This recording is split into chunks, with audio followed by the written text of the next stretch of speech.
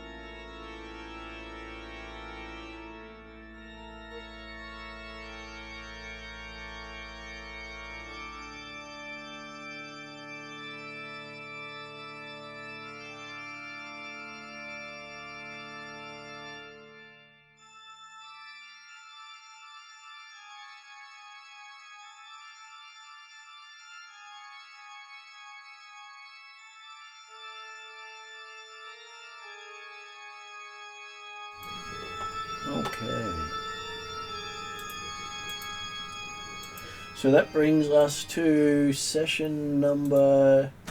Where is it? It's got it on there somewhere. 81. For Season 5, Episode 8 of our Pathfinder game. So they've managed to take about 16 to 20 sessions a level to find out what's going on. And that puts them into the first half of the second game year. So every level is half a year. Okay. As there's 10 years of story to get through. At the moment, it's the second half of the Shadow Lodge storyline, which actually went over 2 years. And so they're currently looking into a bunch of murders around Sandpoint. So we'll get Jeremy to introduce himself first. Yes, good evening all. I'm playing otehr, the half-human, still trying to recover his elven heritage,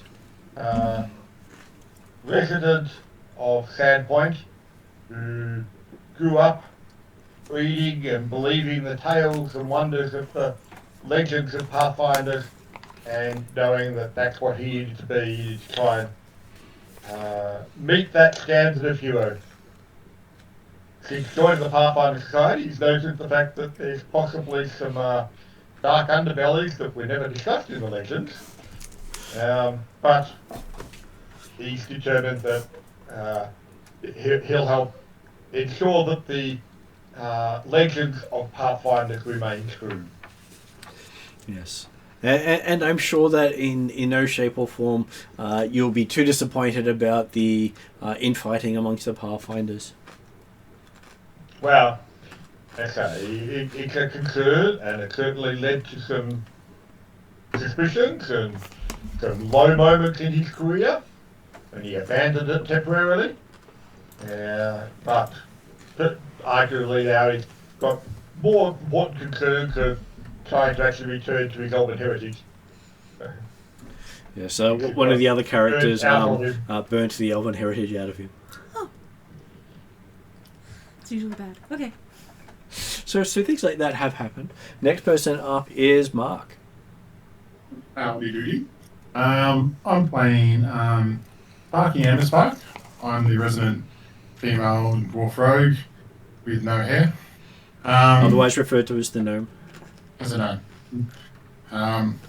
I'm the resident, try to pick locks before Jeremy gets to the door kind of stuff. But that doesn't always work that way. But yeah. I have a few problems at the moment. Mainly towards devils and demons and all sorts of stupid things I've said to certain religious areas. But I'm trying to get through it and hopefully come out sane at the end. So He's just one more request of a demon to let it in and take over his soul. It seems like it was a bad idea. One of those say my name 3 times. I heard that laugh, Peter. How'd you hear that laugh? Just one of the small things he hasn't quite achieved yet. Which then brings us to M. Hello. I play Dooza. Sorry, I play Dooza, or commonly known as Flex One Arm. I have my ever lovable puppy and giant. I have Who looks zombified at the moment.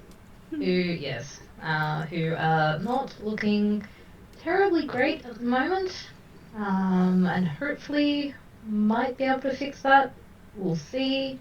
And in the morning, my pocket god yells out that I have 114 days left to live. So they know whenever sunrise happens. Oh my goodness. Don't worry, it was given a year and a day. Oh gosh. A lot of it hasn't passed, doing other stuff. Yeah. Then that brings us to Peter. Greetings. My name is Peter. I'm playing the Lord Willy Won Kenobi. I am a barely repressed rage monster at the moment. In fact, I'm so angry I melt snow as I walk through it, and the rain refuses to land on me. So there is some upsides to being a Hulk wannabe.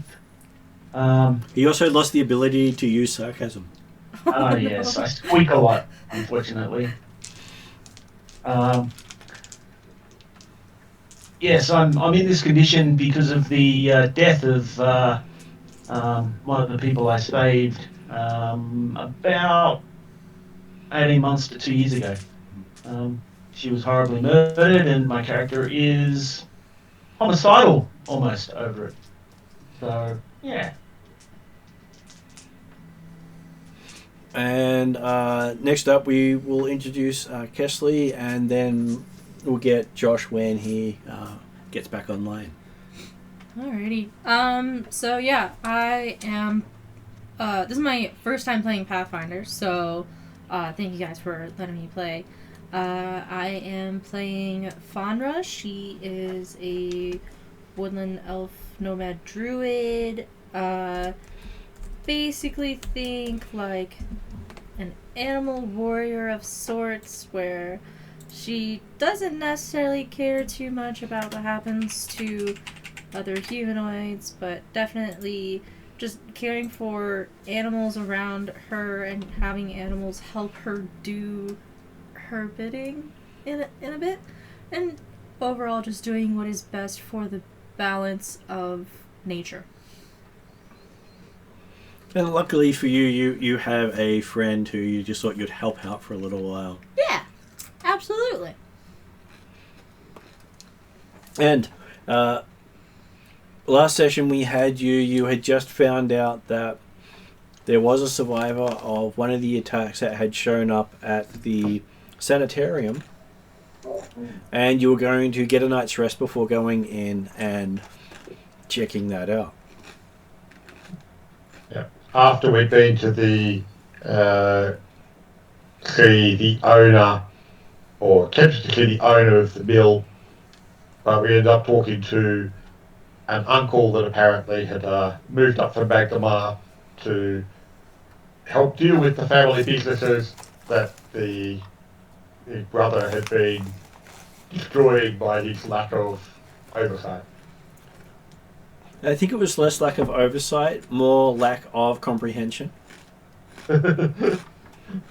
Well, It was the if they had two synapses in their brains each, they would be far more intelligent than they currently represent as a whole. Gotcha. okay, no, they probably each have two. You The gotta problem put it is, together. One got lost and the other went looking for it. It's Yeah. pretty fair. And so the uncle had come to sort out the family affairs. So they found out he's more or less in charge of everything. Okay. Just that he lives in a different city. Okay. Okay, so But yes, we're aiming to head off down the coastline a bit to get to the local sanitarium. yeah, the madhouse.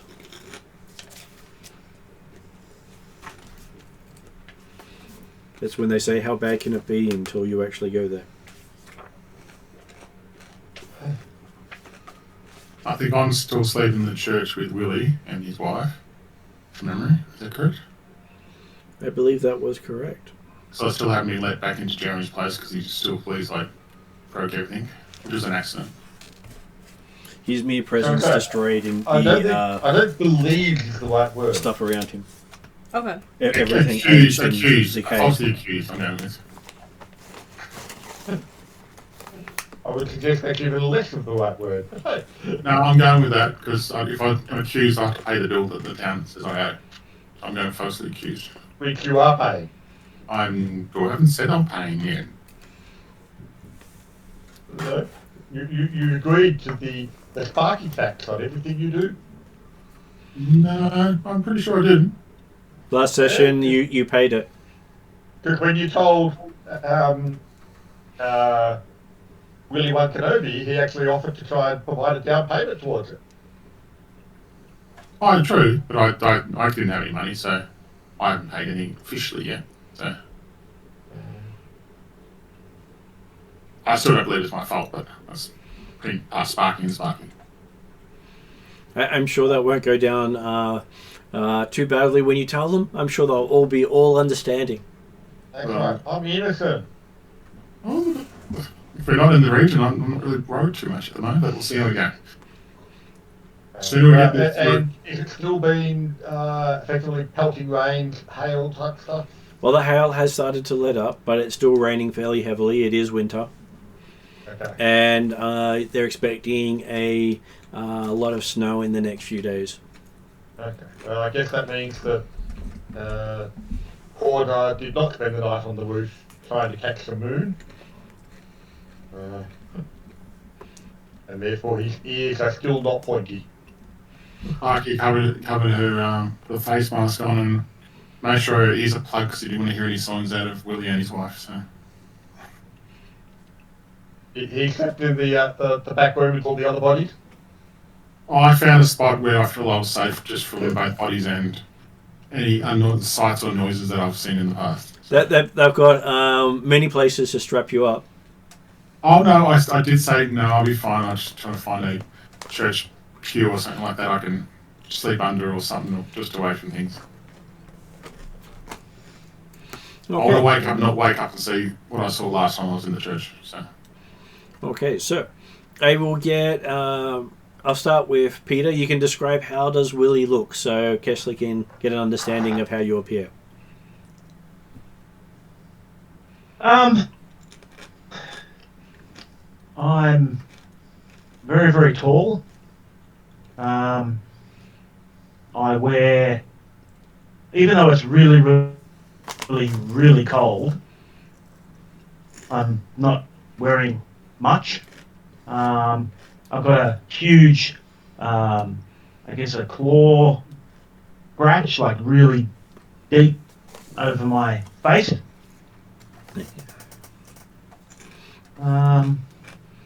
I'm human. I don't know if that matters. I'm not sure what else there is to No, that's a pretty good description, I think. say. Okay, and he's normally followed by 1 to 3 cats. Cool. And the cats are generally about size of a halfling or a dwarf. Big cats. And they generally talk in people's minds in the form of shouting. Sounds awesome. And there may or may not be avatars of a god he's following. That's awesome. Not necessarily by choice. Yeah. It was accidental, I'm sure.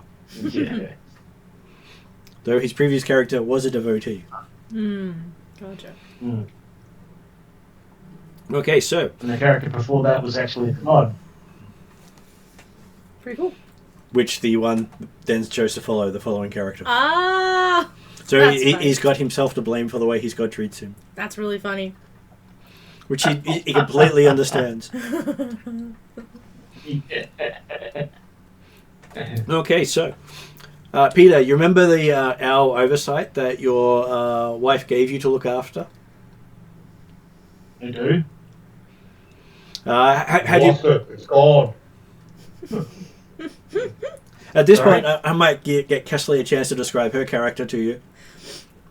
So, coming out of owl form, we have Fandra appearing before you guys.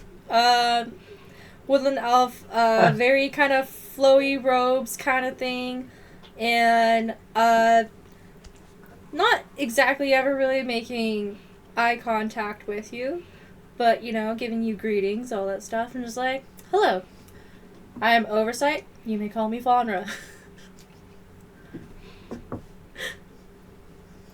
Which is not particularly unusual considering what your wife's given you in the past. I'm trying to comment here. Trying to comment. No. I'm wondering why our owl elf person tried to eat Sparky's fingers, but Well, anyway. Sparky tried to stick her fingers into the owl's feathers, and the owl didn't give it approval, so the owl bit the fingers. She didn't bite it. She bit it by it. Can't remember now. I don't know. I'll say she bit it anyway. Okay. Most creatures need to know boundaries. Do I see this because I'm in the same place? Or? Yes, you do, because you're currently curled up under the pew. And you're realising that the owl that bit your finger that still hurts is actually a rather tall person. She elf, isn't she, as well? Yes. Bloody elves. You hear in the corner. So. So, with that, would you describe your character? Yes. So I'm a dwarf with I've got a hood on. A few times I got a hood which is a cloak of disguise kind of thing. So but I've got it covering my bald hair. You can probably just barely can't see any hair on my face. Being a dwarf. Always look surprised. No eyebrows. No eyebrows too. I've got a lot of winter clothes on at the moment because we've been out and about. But fairly short and a bit.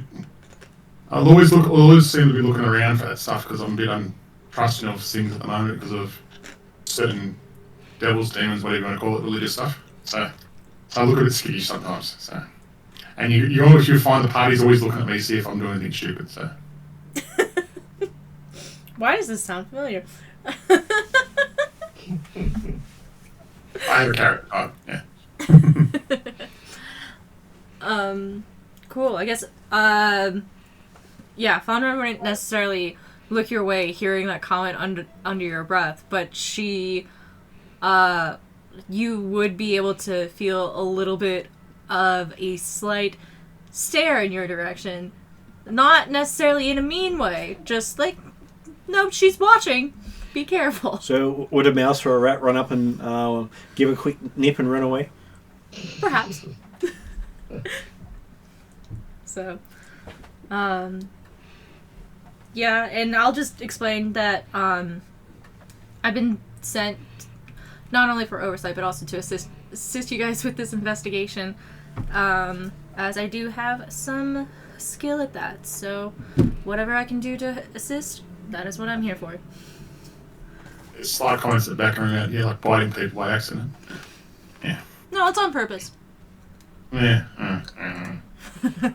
At which point the doors to the temple open and in come Dooza, Parry, and Corda. As well as a cold breeze. Chilly. Sounds like today. Most of them look like they've got beards until you realise it's just ice that's formed underneath them as they've been moving. Oh. I don't know, can orcs / Shoanti group beards? Well, you can grow ice beards quite easily. Well, yeah, apparently. They just, you break it off when you get rid of all that moisture and you're in the warm place. But I'm describing it that way just for Sparky's reference. Yeah. You'll notice, when you notice the group arrive, the Duga may well be the most eye-catching, based on size and apparent stature. But amongst them though, Border, would appear to be tall person, dressed in half plate armor, weapons of many different types, bristling off him in different held in different areas. A hedgehog of weapons. And apparently not particularly affected by the obvious cold weather blizzard outside. He's not dressed particularly warmly, he's wearing heavy armour, but he's obviously not especially concerned about the cold. And then we introduce Josh, who's finally joined us. He's probably pulling having his shield has just come down from over his head where he used it as an umbrella. And welcome, Josh. Hello, I'm Josh. I play Parry Hotter, the buffest wizard known to man. Parry Hotter is a fairly scrawny wizard, and yet somehow has not needed to visit his god for death-related incidents. I have to remind Josh that if he had visited his god, just not because he died. No. And he's also a half-elf, half-dwarf. Yes. So, half-elf, half-dwarf wizard, known to be very sexually active. So, wrote a book on it. What a lie. Nice. Going on. This apparently walk into a church from out in the blizzard.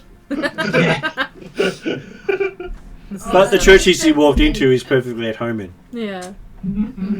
I was about to say, this church isn't any better. Yep. Well, he just hasn't introduced the rest of the party to his parents yet. Yeah, exactly. there are murals of my of the Potter family. That have stretched all four corners of the world, basically. And so when you have those things of saying tasteful nudes, Yeah. they're not the tasteful part. Nice. But that's how they do their family portraits. Very Your nice. character probably would know the Hotters. If not directly, Have heard. definitely indirectly. Yes, definitely rumors of the Hotters. Rumors. Everyone knows the Hotters. Well, yes, everyone does it. You probably know a Hotter yourself. As I said, if not directly, indirectly. That's funny. You want a meal? Is there an actual person here? Yes, there is a Hello. person here. I'm here. You're just hiding behind the chair.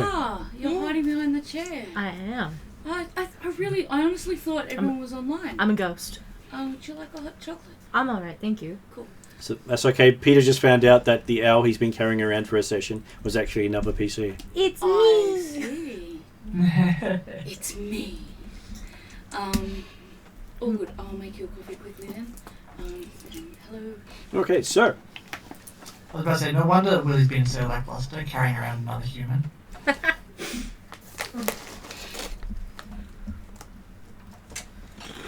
and amusingly, the gnome of the group has been very upset about being bitten on the finger. Especially by a person, actually not an animal, so I'm more upset by that. I'm quite happy that the gnome is accepting the label gnome. You guys, Okay. I would say, you guys get the feeling that as a humanoid Well, I do elf not accept version, it, I'm just she gonna would go still along with bite. Martin, okay? Well, what would Sparky have done if someone had come up and started poking her in the face, in the chest? I wasn't poking, I was just trying to pat it, okay? It was taken Is the this wrong the way. Charlie bit my finger meme reference? Yeah, it's very much Ouch, so. Charlie! Yes, absolutely. Charlie bit my finger! All I was trying to do is pat Charlie. So if someone had come up to Sparky and started patting her, No, that'd be rubbing the bald head and making a wish. I've got to hold on. Not before they don't take up my little oh no, because we're talking patting directly onto you. It's not like Oh, the owl I lady don't doesn't mind. Had a few beers, I probably like it. Well, but not everyone would, so Well, perfectly valid reaction. I thought it was an animal, not a person, therefore I have a reason. I'm going with that, and that's how Sparky thinks. I'm not going to say any more than that. That's it. Done. You still have to ask permission from an animal. Well, I was trying to be nice. I wasn't just going with a stick, go poke, poke, poke, poke. I was being pretty nice. And that's why you woke up this morning. He still hasn't learned his lessons from trying to pat my 2 dogs. All the cats. Oh, which Hey, look, Or the pony. look, I don't have anything in animal handling anywhere, so I can understand that. So definitely. And we don't- I would say if Puppy and Giant follow in, like, Fondra would immediately, like, go to check them out. They are probably super friendly to a druid, and have absolutely no qualms with you patting them and fawning over them, and they might be not quite their usual selves in terms of looks right now, but I was going to say, the druid might have like a keen on going and patting the zombie So dogs. when you start patting the dogs, you realise they've got horrific wounds all over them. Oh no, the poor thing. So you can actually see their internal organs moving. Yeah, that's usually bad. Am I able Yeah, to tell like what's caused this, and I don't have the power to fix it? Yes, someone has made an offering to Lamastu, the goddess of monsters. Ah, yes. Yeah. Yeah, someone, and I look over at the gnome. Oh, thank you. Decided that yeah, I don't know, challenging Lamastu in her temple was a great idea. Ah, I see. Do they Um, appear to be in any pain at least? No. Fortunately not, but you can still tell that Deuce is like a little bit angry about it, and Yeah. is still trying to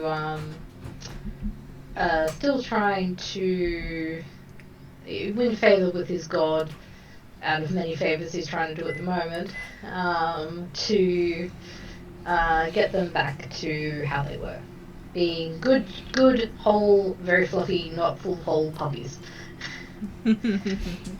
Well, they pretty much show death blows on them. Yeah. And yet they're moving around and happy-looking puppies. Gotcha. I have defense for this, but I'm going to not go any further because I feel it's the party at the moment, so I'm going to just stay silent. You see the robed dwarf just sort of do the and decide not to say anything, and a lot of people going sort of that look of relief, Oh no. which might encourage the dwarf to then say said thing. Wasn't my fault. I'm not going to stop what I was about to say because that could be more hurtful because of a certain DM. I'll say to the. I didn't cause it in a way that should have been caused. It was done by a certain god being tricky. So I wish it didn't happen, but it happened, unfortunately. But hey. And you hear a voice over the other side of the room from Ruby going, "Are you making a wish of Asmodeus there, good lady?" No, not doing anything at all. You did say I wish in his temple. No. Would you like to sign something to codify that? No. Look, it's all good. We're good. We're good. And I go, just be quiet, mute for the next 10 minutes. Miss Fondra, did Madam Hidebush send you? Yes. Yes. I was sent Good, just as another person to assist with the. Most happy to have your company then. The right word is you're our babysitter. Well, I do go by the code name Oversight, so there's that. Well, We need a babysitter. Even more just confirming that she was actually from the Pathfinders, was the important he was looking for. Yes. So you might have more morality than half the party Oh, that's fun. as the neutral person Nice. looking after nature. Why do we need a babysitter? We've only unleashed, 4 fiends upon the world. Are you sure just 4? Oh no. Harry rolls through his journals. Oh, sorry. Correction, we did release at least another 3, so at least 7 fiends onto the world. Well, perhaps the introductions and discussions have passed can occur on the road as we travel towards the Sanatorium. It will take about half a day to get there, and if we want to come back again, Especially in the snow. Absolutely. You can see Doozer, like, even though his dogs are zombified, he puts their coats back on, still pampering them. Well, you don't want to be cleaning snow out from their insides. No. Yeah. With Duzer's permission, Fondra would give the puppies a little bit of snacks. Go for it. Yes. They're quite happy and they act very puppyish. Yes, they're good dogs. And I accept that. Which in no way at all rubs the dwarf the wrong way. The dwarf can get snacks too, just has to earn it.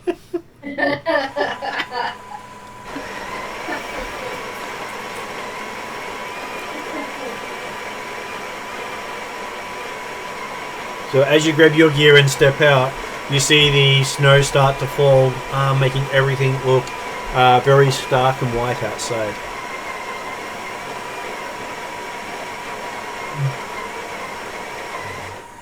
Really? At least the sleet has stopped. Nah. Cordark immediately going to hang his shield off the saddle of his horse and jump up on the horse.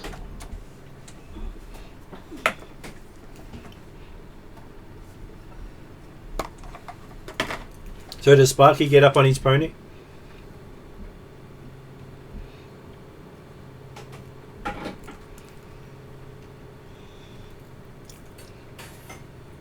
Not hearing anything from Mark, I'm assuming that's a yes. Yeah. I think he might be literally sticking to that 10 minutes silence. If I cannot ride the pony, I will. It depends on the situation. You want the pony to ride you, of course. No, I don't want the pony to ride me. We're sure I'm not going at a gnomish walking pace the whole way there in the blizzard. If I get threatened to ride the pony, then I'll have to do it. Okay. Would the gnome like to go on Doozer's slip? No, you don't seem like you'd like me at the moment, so I'll ride the pony. I know where I stand in the party right now. It's okay. No, it's okay. It's okay. No one's forcing you to ride the pony. Doozer shrugs. Yeah, It's just that after about 10 minutes of travel, you haven't actually got out of the village yet. I'm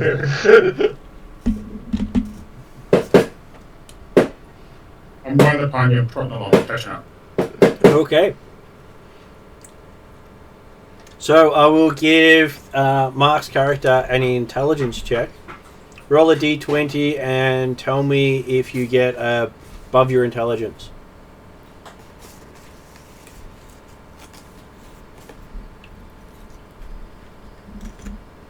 Intelligence modifier or I did. +1. So you rolled above your intelligence? I did. Okay, so you're all good. Martin. Remember, we haven't actually got intelligence, we haven't actually got aptitude. We've only got modifiers. Okay, sorry, I forgot about that. I'm used to the numbers. Okay, so let's make it a will saving throw. Not a will saving throw. Yeah, will saving throw. 26. Well, that's okay, you're all good. Dude, I'm happy. I don't care. So, He's doing his bliss, that's right. out of character. Yeah. They don't have a pony. Gotcha. Alright. So back to the game.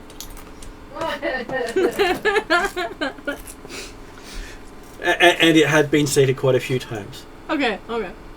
For various reasons. Gotcha. But Sparky's riding the pony amongst everyone else. Okay.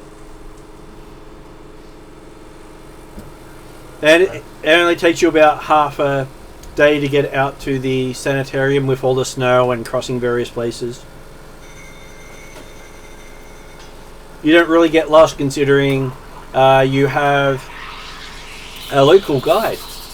Okay, Corda certainly knows the way, and he's leading.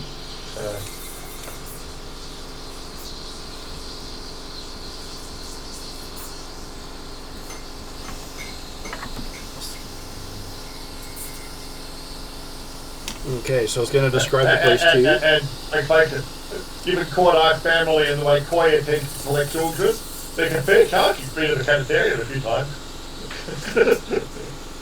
Quite a few times, actually.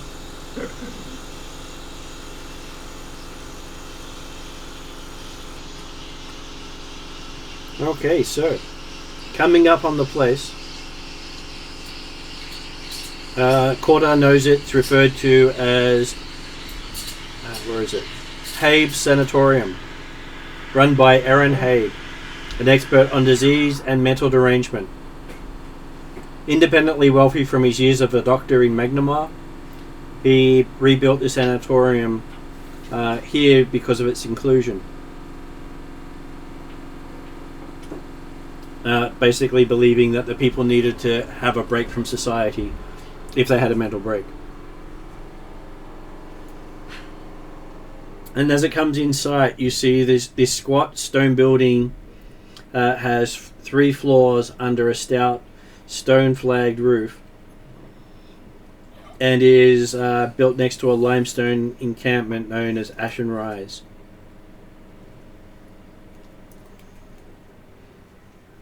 All the windows are too thin to squeeze out in unless you're a small creature.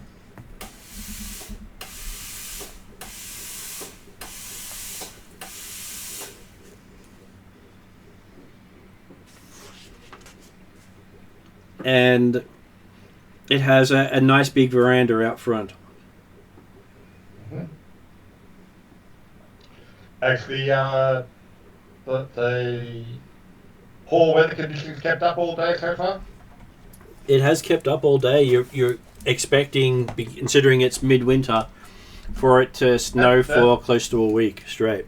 Yeah, no problem with that. Well, okay, so then in that case it'll be the idea of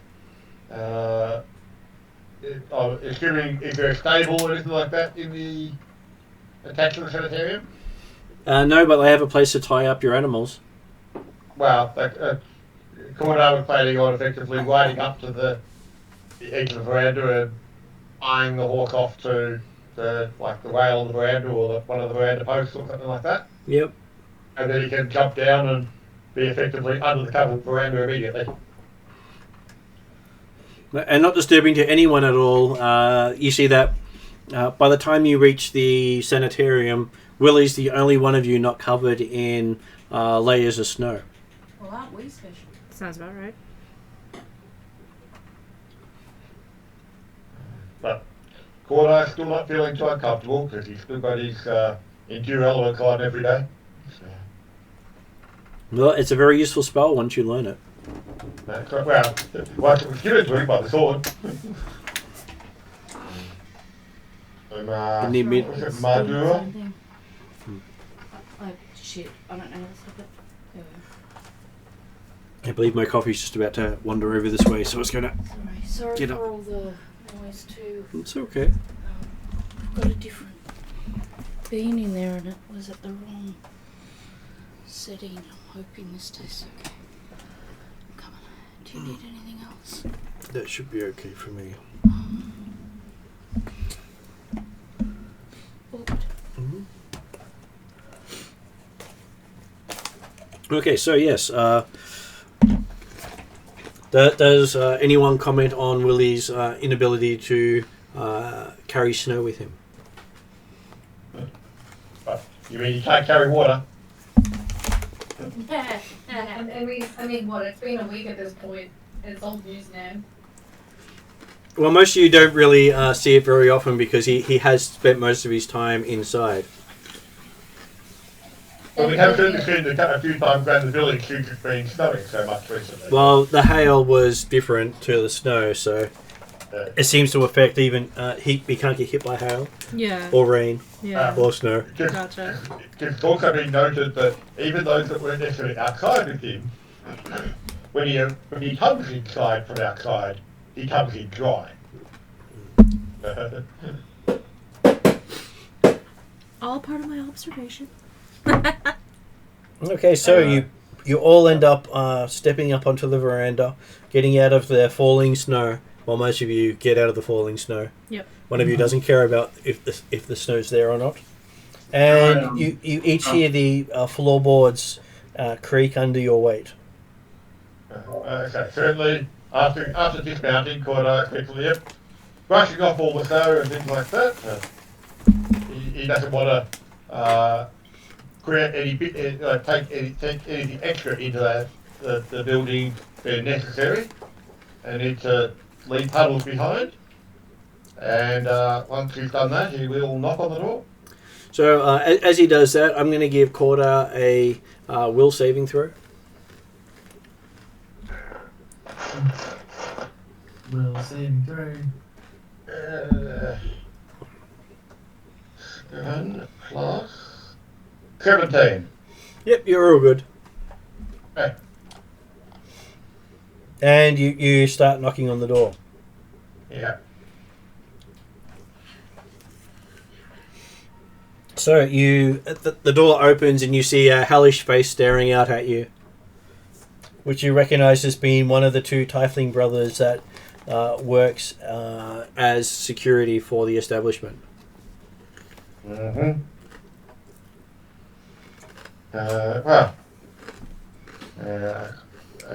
Has a very strong lisp. He has a very strong lisp and says, "What do you want, Corsa?" Greetings. Here to see Dr. Harley.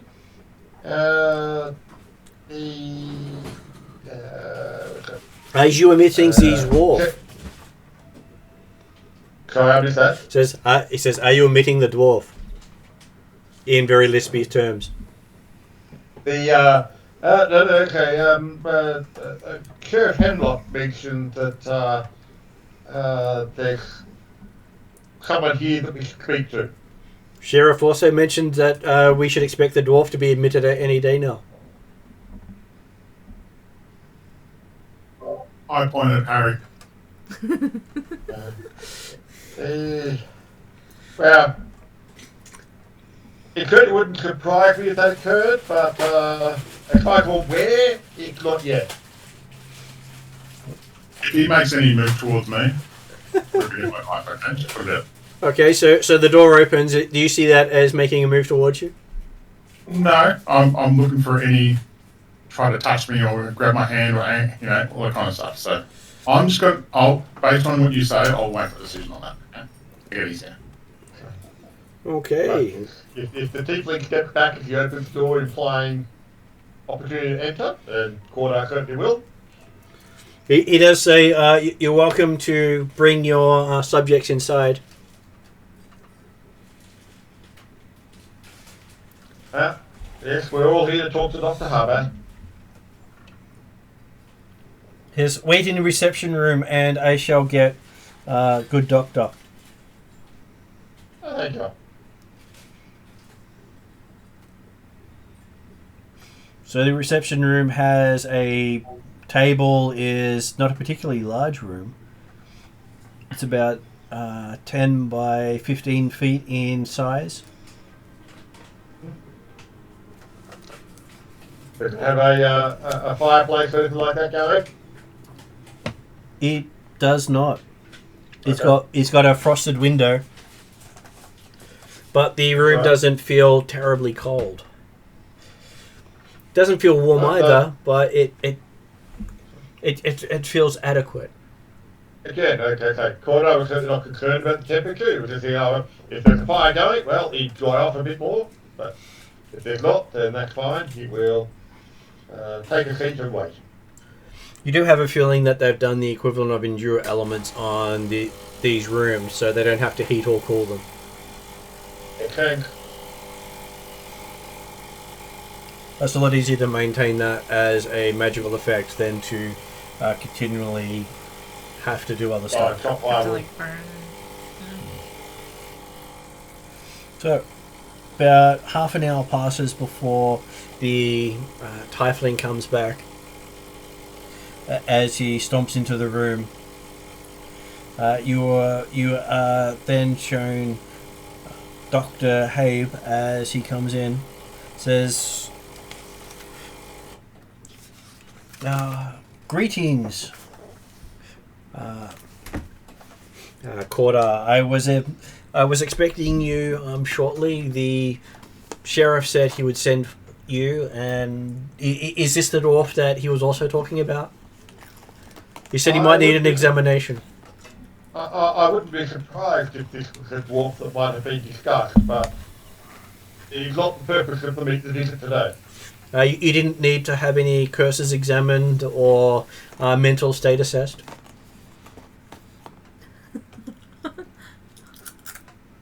Well,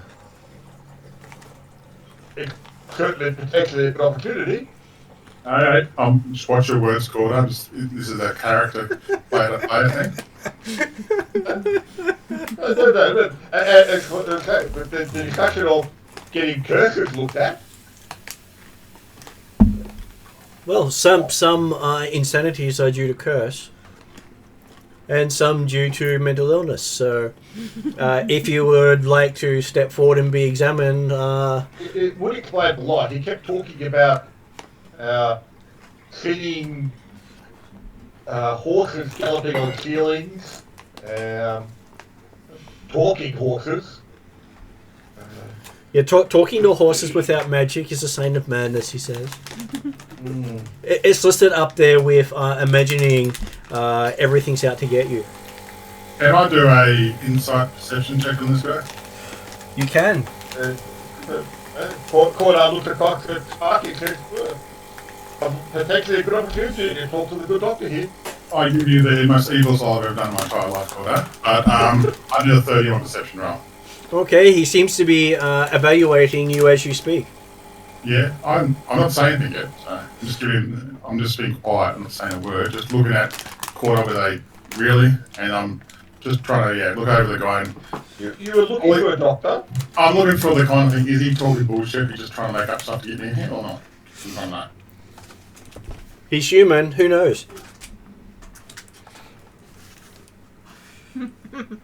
He doesn't have a beard and he's male, so there's something wrong with him. Are you concerned about Dr. Harvey or concerned about Corda? Or concerned about being committed. No, probably more the doctor than you at the moment, but I'm just a bit annoyed with you been suggesting this, and I thought at least I had a better relationship. Corda, but mostly I don't. You're the one that talked about the fact that you were hearing and seeing things. That was for the party, not for open discussion with anyone we meet. And that you were looking for someone to deal with your curses. Back in McNamara. And you couldn't find someone in McNamara.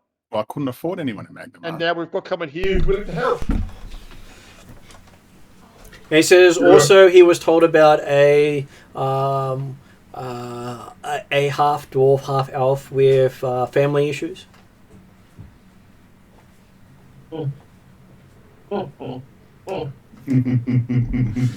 And then there was this human who squeaks a lot. I don't know what you're talking about. I don't think we've got one of those in our group.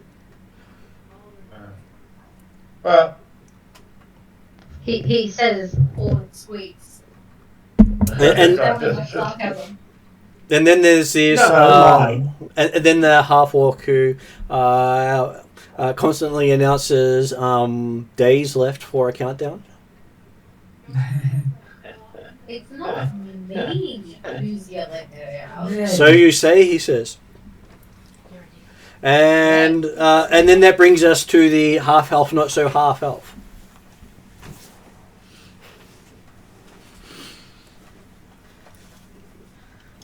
And don't forget the druid with a bird complex. Look,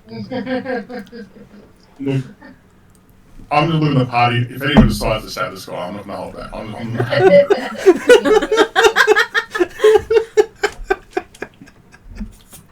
I'm not getting a good feeling of this guy at the moment, but that's just kept to myself, by the way. what? Just because apparently he knows what he's talking about.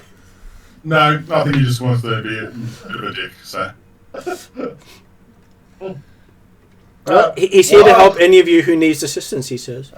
Whilst our friend Sparky decides whether or not he desires to have a talk, He pauses you for a moment and says, I'm sorry, but I must inform you that he is a she. if you say so,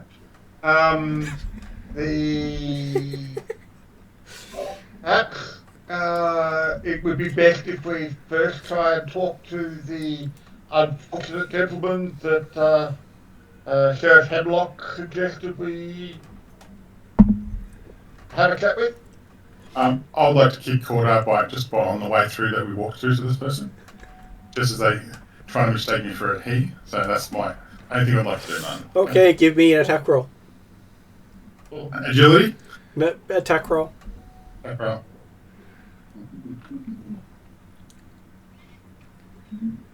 Maybe. Maybe 19. 19 will miss. So, swing and a miss. The doctor turns around and goes, so little miss, you okay there? You seem to be flailing about a bit. Is there something wrong with your leg? You might not have missed, you might have stubbed your toe on the armour. Oh no, I hit you again for 28. I'll go through it for me. Okay, so there's a... I'm assuming that would be a hit, Jeremy? 28 will hit, yep. There's a clang. Kick on the ankle, nothing to hurt him, just enough to say, just, yeah. So Yeah, there's, right. there's this big clang as you kick the boot. He does have full armour on. I know that's fair. I'm fair to aware of that. Just want to get a point across, that's all. I feel happy now. So the doctor looks at Sparky and says, so, little miss, is there a particular point you're getting across there? Do you feel Yes. slighted in some way? No, you're correct. I'm not a he, I'm a she. I wish somebody in my party would understand that. And you feel the heat on the back of your head when I say that. Pretty sure Juza refers to you as a she. It still just gets your Yeah, I refer to Doozer as a she as well when I'm in trouble, so. I just keep getting your race wrong, which is probably also another sort of thing. Really? I wouldn't have noticed that. Hey, from a half-orc, they all look the same. Yeah. Yeah. I think I've got my point across. I told the gentleman, the doctor. Do you feel happier about that, he says. I do. He starts making some notes in a journal. Interesting. He does say that. I'm not sure. I think you can write whatever you want down. Yeah, so do any of you have any experience with insanity? Apparently. No, I'm perfectly. Why do I feel the whole party's looking at me at the moment? Corner made the simple statement of apparently, based upon what the doctor had just described every person in the party at various times. Harry versus Duza. Boo. I would just say, What can you tell us about this unfortunate gentleman? Well, they are suffering from delusions and the inability to make coherent sounds. And I was actually hoping that Mr. Squeaks over here would be able to relate better. He says, referring to Willie.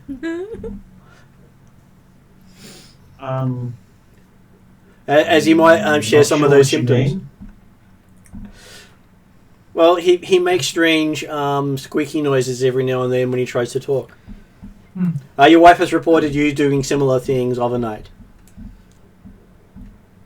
Well, yes, but that's in the privacy of our own home. So I'm not really sure why she's sharing that with you. I was always under the impression that she was perfectly happy with that part of our relationship. I mean, we do have a child. Oh, she is perfectly happy with it, but she's a talker. Yes. And she is Selaxian, so affairs of the bedroom are topics for conversation. True. And inviting people to the bedroom is also part of their culture. He says looking at the dwarf. Yes. I'd have no problems with that. Make Sparky a wink. And he says, from all reports, you haven't in the past either. True. Well, I'm more than happy to try and communicate with this squeaky individual. What has Sheriff Hemlock told you about the unfortunate? He was found with a bunch of dead bodies. They were all mutilated. He has some mutilations himself, but not enough to kill him. A diagnosis of insanity then is not necessarily unreasonable? Well, the easiest diagnosis I can give you is nobody's home right now. Please leave a message and he'll get back to us sometime in the future.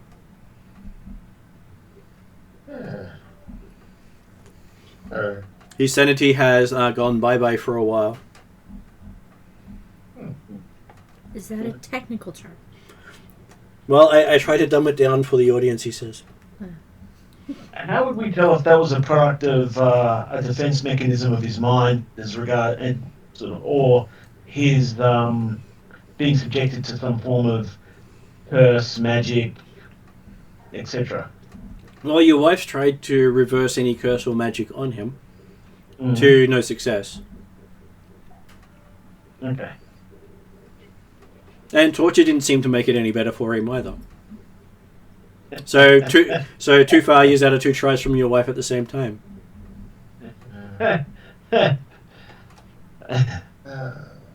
So, is he communicative? If you take squeaks and animal noises as communicative, then yes. So no. Well, I guess I'm not certain what Sheriff Hemlock expected us to really find out from the sheriff. Well, if he can't talk, but... Do any of you, by Well, chance, have the ability I'm to happy to enter try. people's minds? No. Not people. Does that count or not? So you can enter the minds of animals, he says, looking at Sparky. I wouldn't call it an animal. Demons, then, he says. Potentially. I'm unsure about that. Or possibly you're suggesting that demons and animals can enter your mind. Yeah, probably the other way around, I'd say. Yeah. As I said, it looks like Dr. Harvey is going to be available for consultation today. He says, I'm here to I help, do- he says. I do speak with animals. Says, maybe you'll be able to understand what speech he's using because magic does not translate it. So maybe that's what's going on. I also have Tame that works on animals. So if he's been cursed like an animal, see what happens there. Or maybe someone's extracted his intelligence out of the back of his head. It does look as if some creature had latched on and bitten him. Can I ask a question, Doctor? He's sure you can try, but he'll wait and see and find out. Okay. There's a female, this person, right, in the jail, is that right, Martin? Or? No, it's a male in the jail. No. Do you know if this person has any Not a jail. animal? Excuse me, Porter. I'm talking. Does the person have any relatives at all that here or? Everyone's got relatives of some sort, he says. Unless, of course, you were constructed out of the ether. Well, the reason I'm asking, I can possibly make myself look like a relative that might make it easier for this person to talk to us. He says that's a great idea. Okay, do you have any knowledge of this family or what they would look like or anything like that? No idea. But it's a great idea. He recommends you go with it. I appreciate it, Doctor. I really appreciate that. I feel a bit warm inside, even though I know I can't do it. Has the unfortunate had any visitors? Yes, Sheriff Hemlock, Lady Rose Kenobi. No others. No others. We expected people to come to try to claim him, but even his wife was not willing to come after hearing the horrors that had been inflicted upon him. So he's married then? Well, he was. She was also one of the latest victims. Ah. One that apparently he saw being killed. No, she died while he was in the Sanatorium. I believe she was actually on her way here to see him because she had left the village of Sandpoint behind and disappeared. And shown up about 3 days ago. When some unfortunate elf tripped over. No, I believe it was a bard. Is it Amico to it? Oh no, Amico's a tea and not elf. That's right, yep. Talk about running into many bodies. I would love to examine her and find out if she's cursed.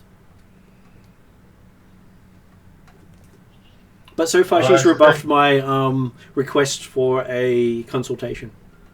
I suspect in her case it's not curse, it's destiny. Many people say she sees... the stories are going around that she sees dead people. I'm sure that's another story. So, how would you like to approach speaking to a deranged man who's currently all tied up? We know he's did Sheriff Henlock mention a name and everything like that? What details do we know about him beforehand? Anything? He worked at the lumber mill. Yeah. He worked there as a... I believe he was a lumberjack. And he worked all day. Yeah. No Monty Python reference there whatsoever. But he's not okay.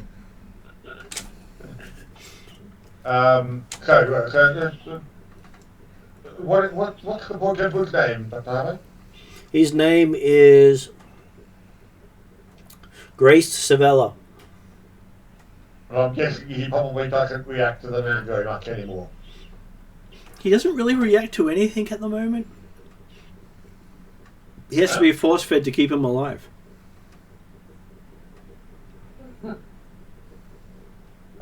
Well, I'm not going to go in. I think it's different for somebody else. I'll stand outside of view with the guy. So. You keep it off. Yeah. Cool, I'm happy to go in. But, Vonra will also volunteer to go in to try to see what's going on. Can I put forward a potentially paranoid idea? Sure. Team?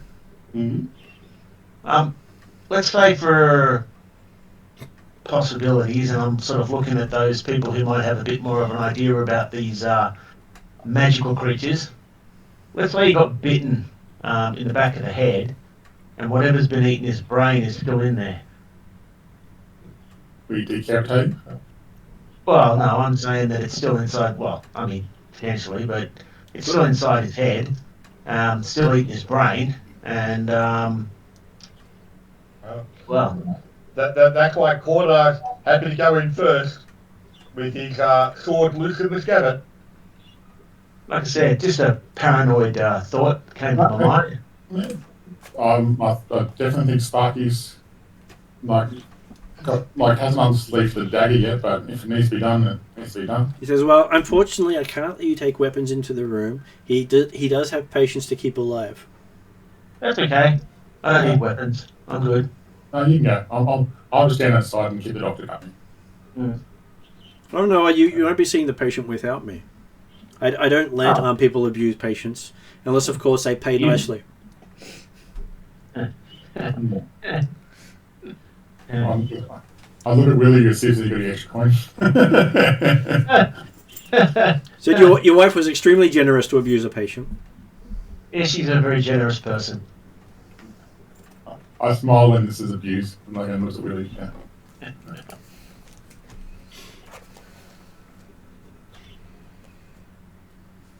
No, I'll just stay outside. I'll let her go inside. I'll just be out in the corridor.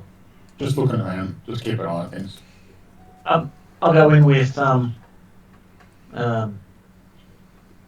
Cordar and Okay.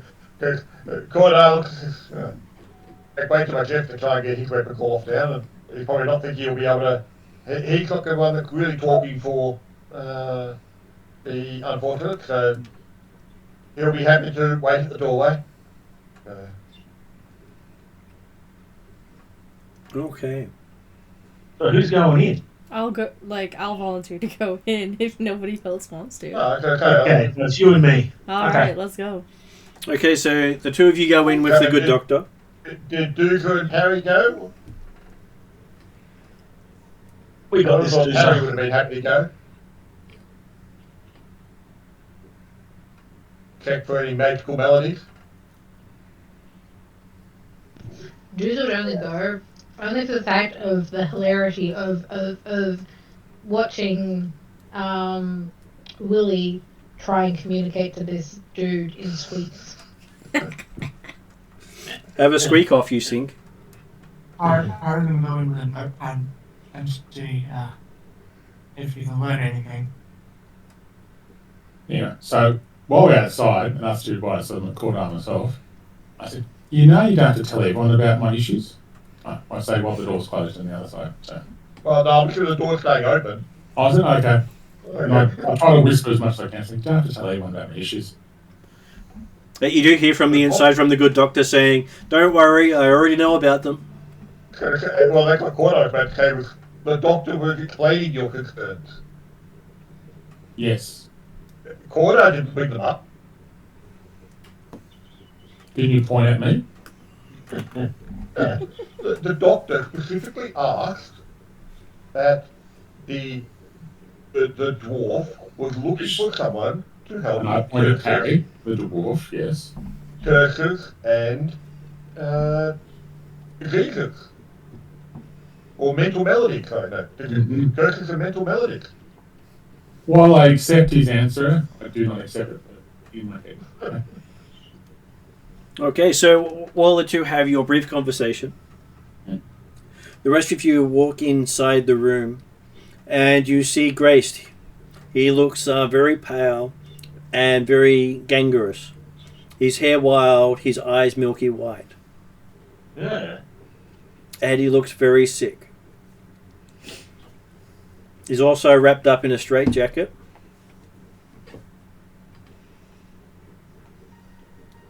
And basically he's wrapped from head to feet.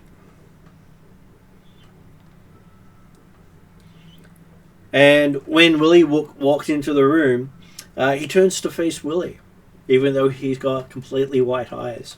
And everyone starts hearing squeaks and barks and really weird sounds coming out of him. And Willie hears, he said you would come visit me, his lordship. The one that unmade me said so. He has a place for you, a precious place. I'm so jealous. He has a message for you. He has made me remember it. I hope I haven't forgotten. The master wouldn't approve if I forgot. Let me see. He said you should come to the Misgiving soon to meet the pack. Well, I have something wonderful to show you. This is bad. And everyone else just heard squeaks, barks, and other animal noises that made no sense whatsoever. But my character actually goes, this sounds bad. And right after that, he just kills over and starts to twitch on the floor. Right after Willie says that.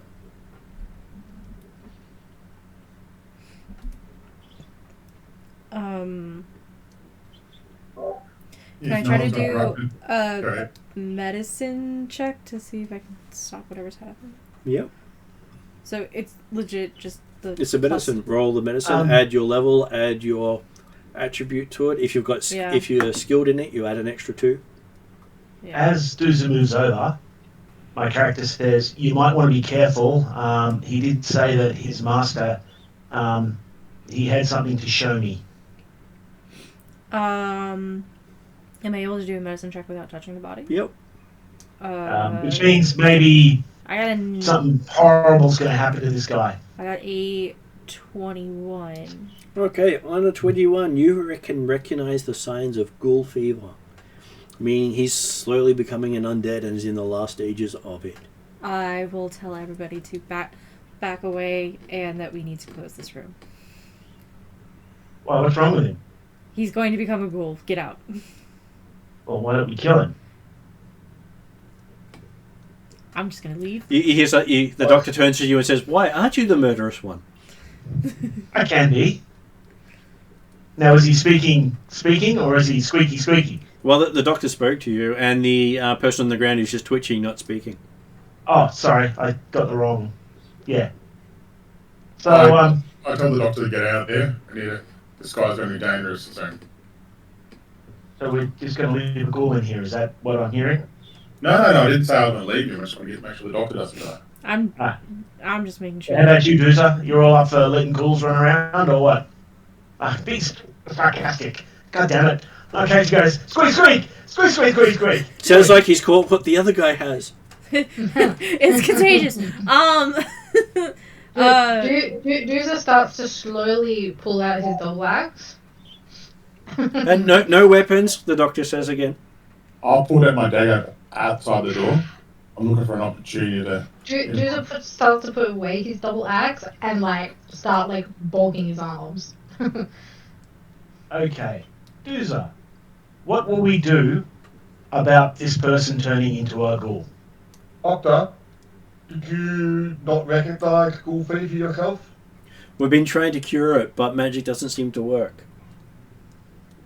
And so therefore, he's still a patient under your care at the present time? Still currently under the care until he dies. Which you would rather you not hasten along because, well, it's all useful research to stop the next person who may be inflicted such. The longer he lives, the more chance he has of saving him. I would love for Doozer, after being posed this question by Willie, to do a medical check to see whether he knows what to do about whatever this syndrome is, because this is going to be hilarious. Okay, give me a medicine check. Particularly when it appears like a Cora looking over at Willie, what, you understood the language? Spoken in return? He was Are saying you that he's... infected? What? We better ensure that give the doctor all good assistance if you've been affected. You do know what ghoul fever is, yeah?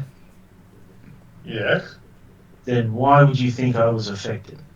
because you were just talking exactly the same language. No, I wasn't. And you How understood far... what he said. Can I reach Corda and slap him in the face? Because that's just the silliest comment I've ever heard. Well, you did hear Willie do a squeak in the squeak. No. Like I said, the patient went squeak. Then Willie Squeak, responded saying, "Oh, that sounds bad." Doesn't mean And that's cool. then went squeak in return. You know, From now in, I can see prejudice in now Corda's. Yeah, I think. from our end, He's a ghoul. Doesn't mean he's a ghoul. Corda. That's it. The doctor does appear to agree with Corda that it appears that Willie may actually have the same thing that this poor creature has. I mean, it possibly explains why Willie started squeaking in the not too distant past. I've already explained to you why that is. If you've forgotten, then that's Yes. unfortunate. Yeah, me too. I'm starting to realise Corda might be the mental health person here at the moment. So. And Special If it ed was is what I'm something- thinking. if you were something trying to hide the idea of becoming an evil ghoul, Why would you hide it? coming up with another excuse as to why you suddenly have trouble speaking. Why would you hide it? Yeah, go ahead, Willie. Why would you hide it? Because you don't want people to know you're becoming an evil ghoul? No, I would think I would want people to know I'm becoming an evil ghoul because So I continue don't now, want just to like you want to this guy. because I don't want to become an evil ghoul. And the only way you can stop that is by having people who can heal you know that that's what's occurring. That's the thing. somebody becoming That's right. That seems logical to me, and I would imagine anyone who thinks differently is of limited intelligence. Speaking of limited intelligence, If I could fist bump Willie right now, I would, but I'm not in this. You don't want to get infected. And what was Duza's medicine roll? That's I great. got a 15. Well, you're sure that breaking anything's neck will stop it? Sweet, that's my answer.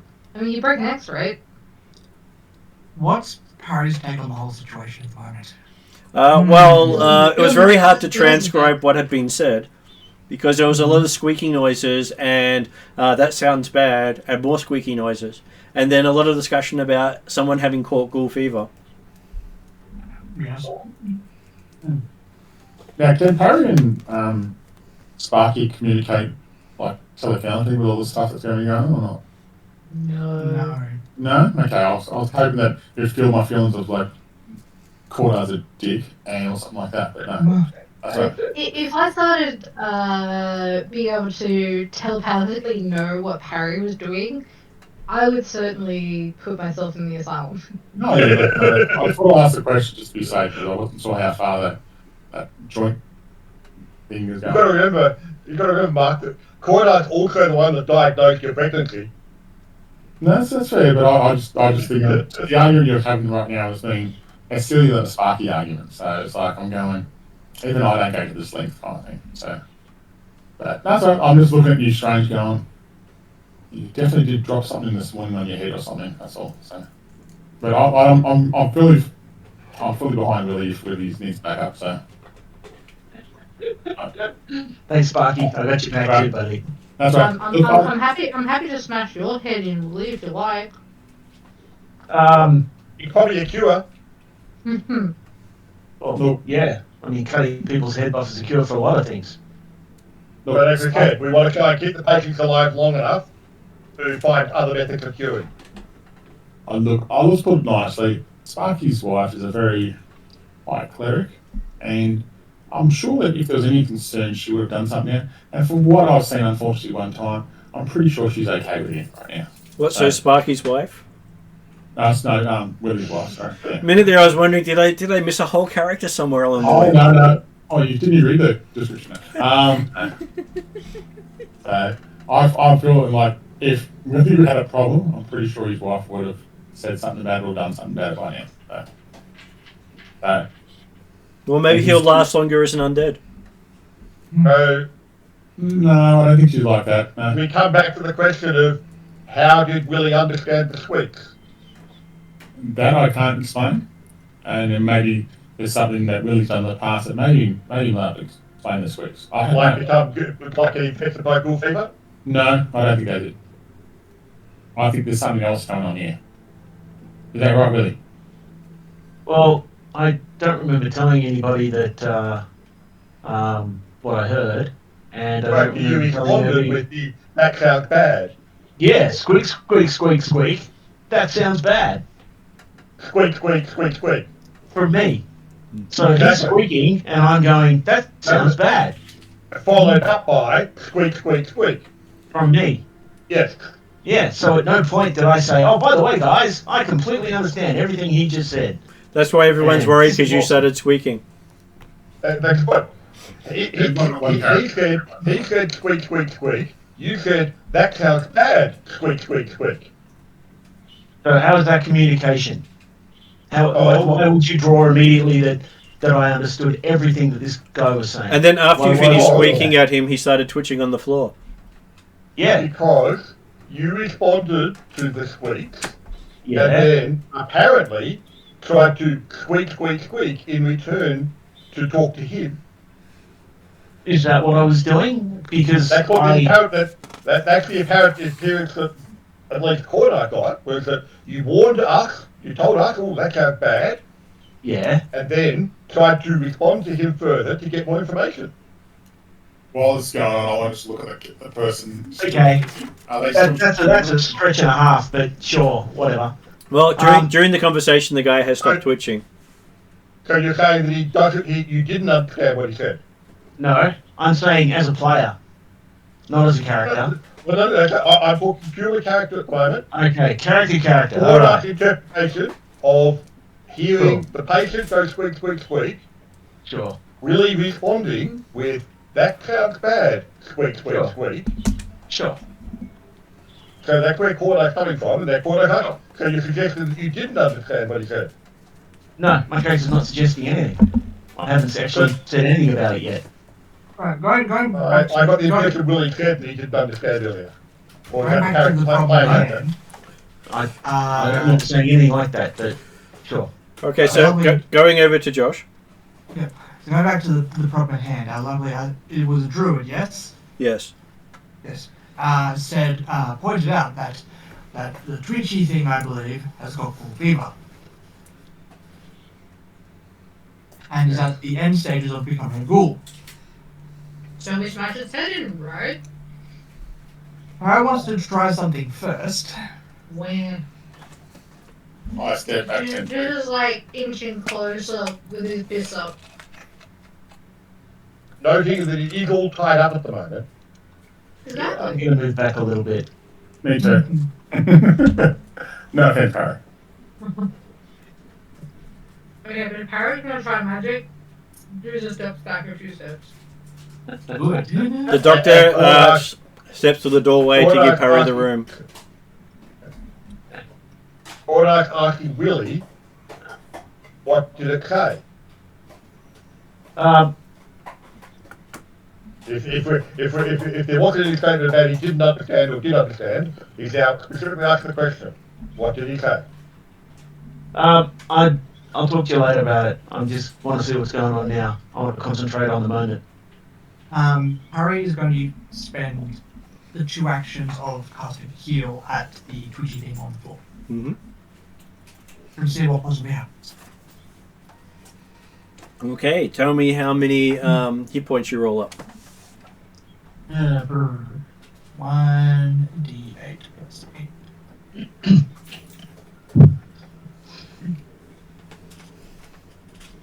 By the way, your wizard is the healer. Okay, gotcha. See, this is also partially why I chose a druid character, because I know you guys are usually another healer. Yes. Previously Harry's not meant to be the healer. Previously, the sorcerer was the healer as well. Yeah. It is also the aspect of, in Pathfinder, the setting is actually allowed that a lot of the characters to be at least a little bit of a healer. Yeah. 14 points of healing / damage to whether it's alive or dead at this point in time. Okay, so you do your to the Schrodinger's cat at the moment. as you throw in your healing spell, there is a sickening bursting sound coming from the room as everyone gets to make a will save now. Whoops. Oh, I don't like you, Harry. No one does. I'm still part of the party. Yeah, I don't know how that works. Will? 23. I got 30 upgraded. There. Jeremy got 30 upgraded. 30 upgraded, yeah. How did you get? 23 You to said start. will save? Does 27 Yeah. make sense? 27 makes sense. Okay. Martin, will save? Will save, yes. Yep. 22. How about Sparky? 23. And how did Parry go? 30. Okay, so apparently all of you are all completely okay with Parry exploding the body and sending chunks everywhere. Cordo probably too distracted by the thought that, hang on, is Willie a ghoul? And Everyone saying, as I confirmed, we were too late, it was a ghoul at that point. so moments later, everyone's scraping parts of body off yourselves. This is some sort of Evil Dead wannabe scene.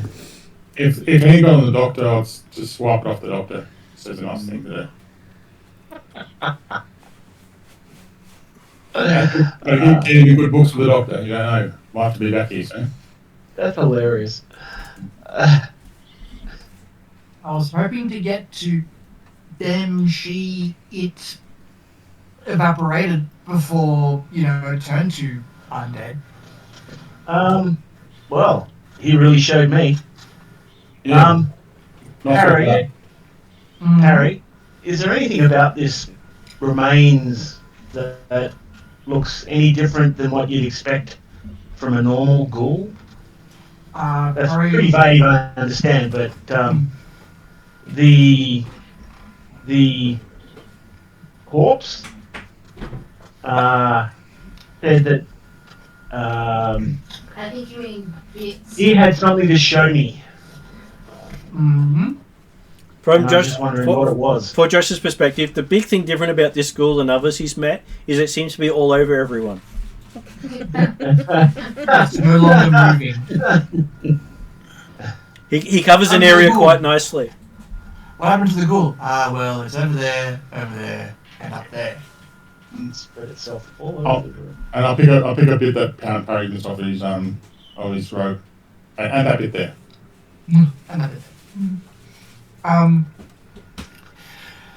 Peril responds to Willie saying it's hard to say whether it wanted to show you it turning into a ghoul. Yeah. I would not know the morale of what's happened to this poor person.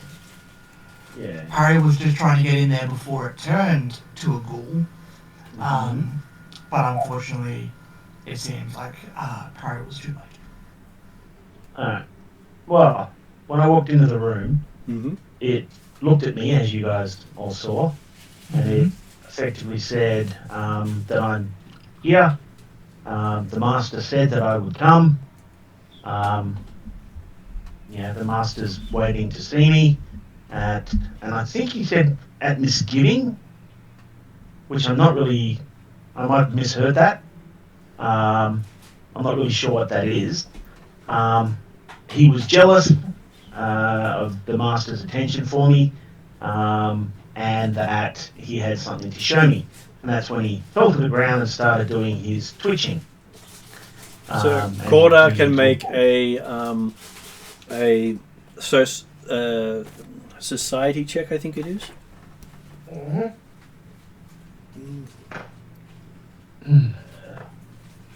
23. Okay, so Corda knows the local name of Foxglove Manor as being the Misgivings. Did you say misgivings? Are you talking to me or Martin? Oh, no, this is Corda talking to Willie. Okay. I got misgiving, but if misgivings, as in the plural, sure, why not?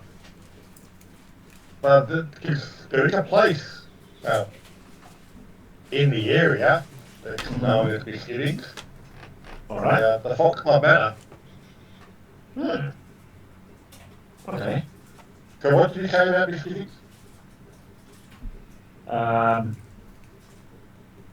That the master was waiting for me, I think. The master of the ghoul. Waiting for you. Sure, you can take it that way, but he just said the master. The master is waiting for you. Will this Yes, name an mean English anything to name. him? Will I know the name of the master all then, or any sort of reference in Scarecrows? Sure, give me a society check. Okay, I'm going to give it a go. Not bad for me. 22. You recognise the master as the teacher of your thievery all the way out in Riddleport, who taught you how to sneak purses off people. That's true. He always referred to him as the master. Okay, I'll just keep that to myself. So. And I'm sure many other characters know different masters from around the world. Yep. Which is why Corda was assuming that when the ghoul referred to the master, it would be his master.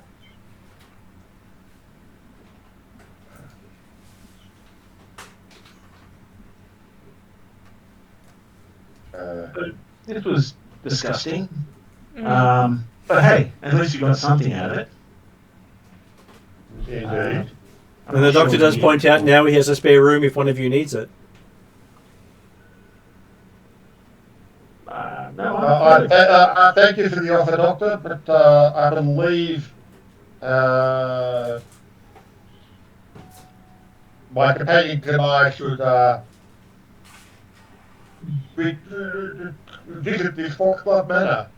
We may be able to find more about what it was that caused the unfortunate affliction. Well, you might be able to reach it by sunset if you're lucky. Weren't we just at Foxglove now? Like a couple of days ago? What was that, Em? Weren't we at Foxglove Manor, or were we at a different manor? You're at one of the different manors, because Foxglove Manor is in between Sandpoint and Magnamar. Oh, okay. Because I remember we found that like, letter diary thing. And I thought that was at Foxglove Manor. The ledger referred to Foxglove Manor. Oh, referred to... Right, that's what I'm getting confused. Which ledger is that one again? The one they found in the Sawmill family's tax collector's house that had a ledger of all debts that was owed to the family. Oh, yes, okay.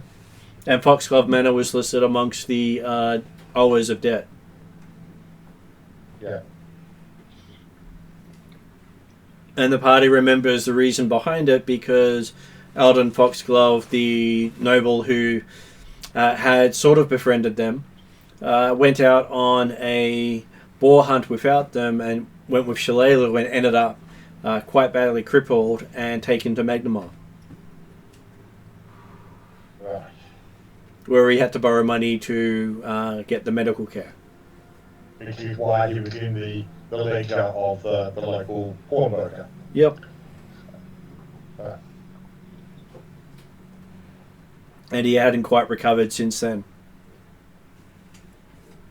So Foxglove Manor, from what Cordar's remembering of the Sandpoint geography, is apparently another half day or at least some hours ride from here. Is that is it closer to or further away from Sandpoint itself? Further away from Sandpoint. Right, okay, so if we were travelling from Sandpoint to Foxglove Manor, we're about halfway there right now. Mm-hmm. Right.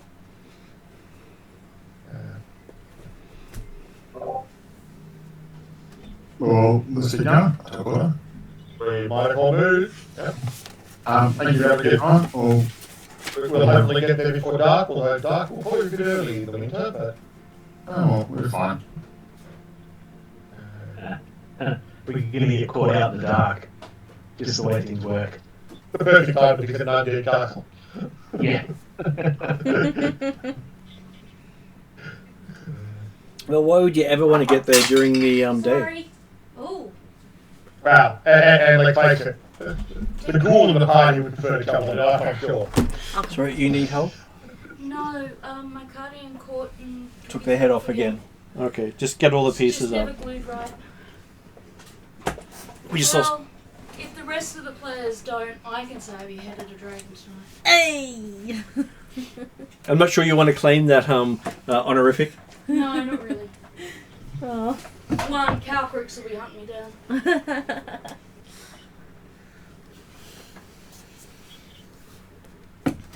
Okay, so as you're getting ready to go, you hear banging on the outside door. Dragon. On the outside door, okay, like so we're still inside, you mean? And Yeah, you're still in the Sanatorium. Yep. And Yep. there's a bunch of people dragging a farmer who's babbling about the Scarecrows were walking. The Scarecrows were walking as they're dragging him to the Sanatorium. Hmm.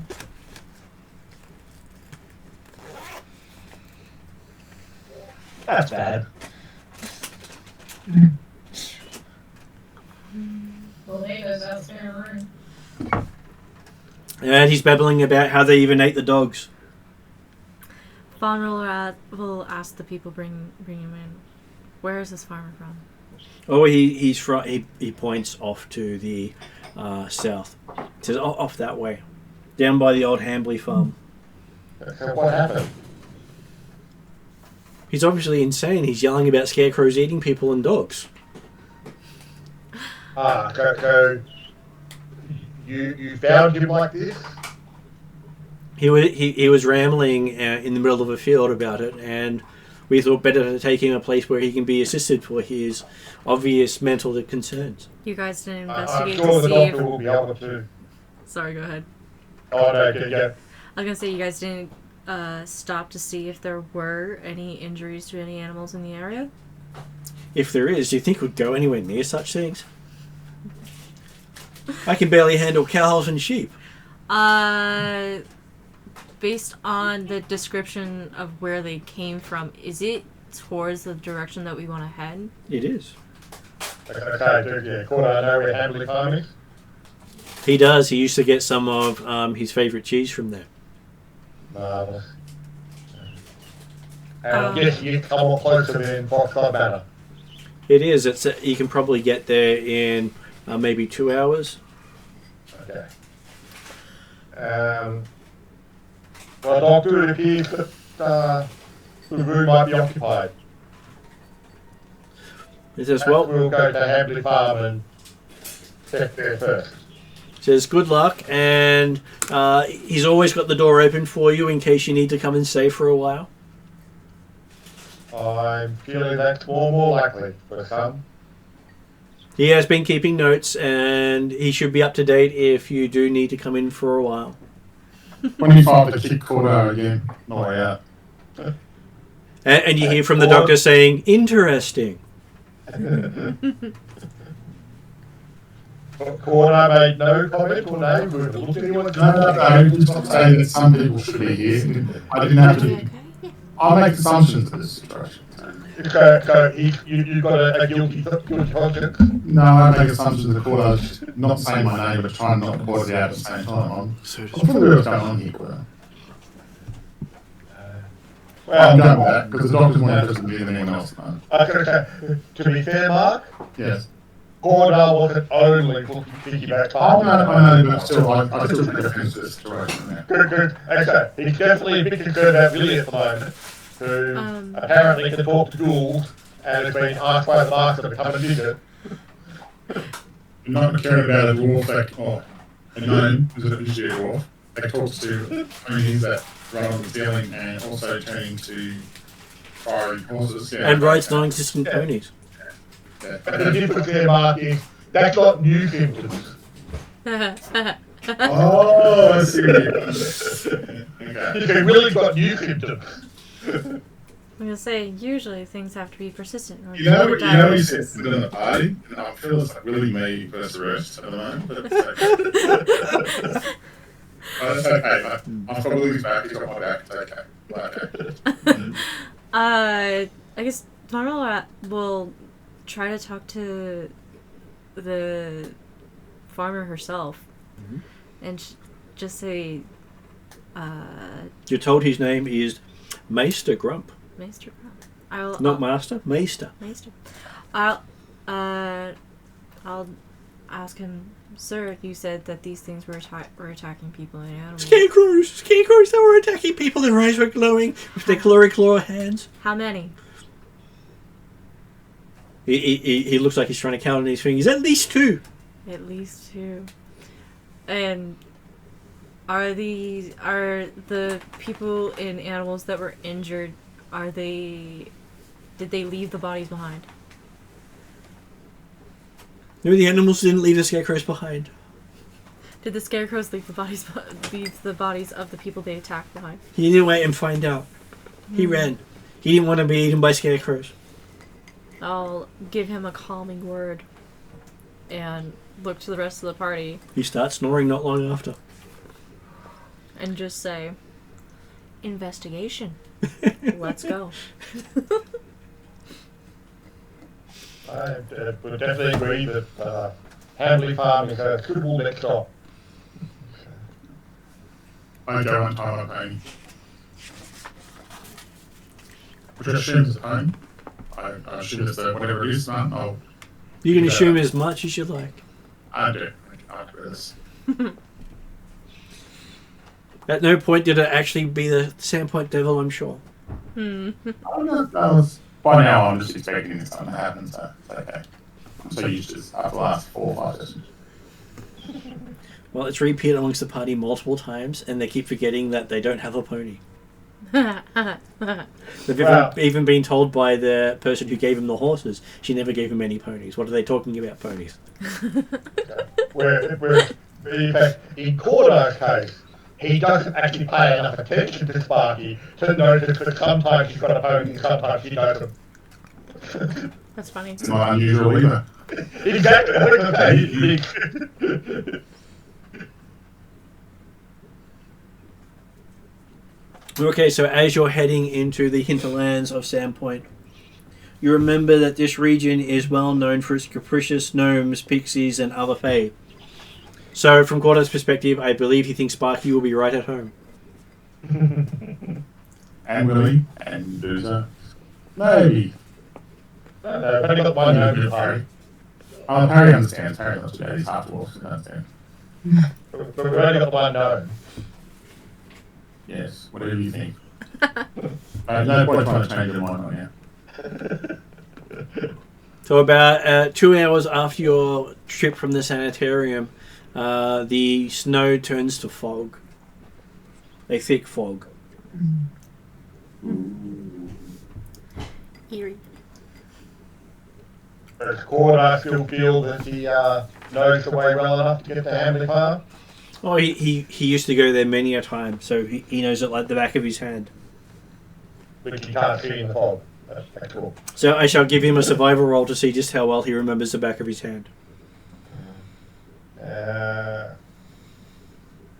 Wow. Okay, he has got assurance, so would a flat 16 be enough to actually get him confident at the time? It would. There we have it.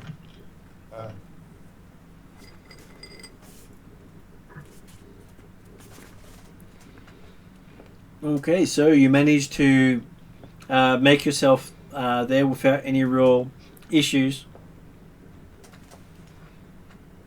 You see the path goes right into the area. Looking around you, the fields themselves look as if they haven't been maintained well. Looking a little overgrown. Well, they're probably covered in snow for winter and things, so... Well, normally you'd expect to see cows and stuff around.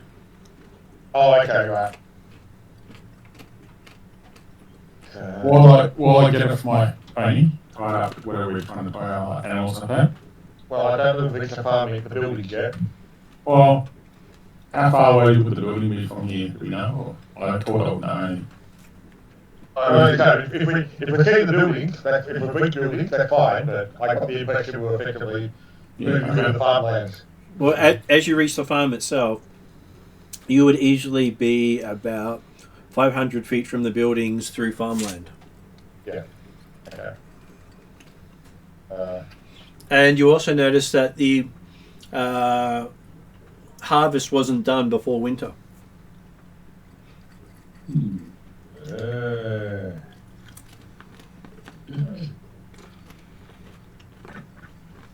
Okay. As soon as we kind of have to drive our horses, I'm going to go into a stealth thing. But yeah, I'll wait till then. So the fields are still covered. I'm no farmer, but shouldn't this be all stubble by now?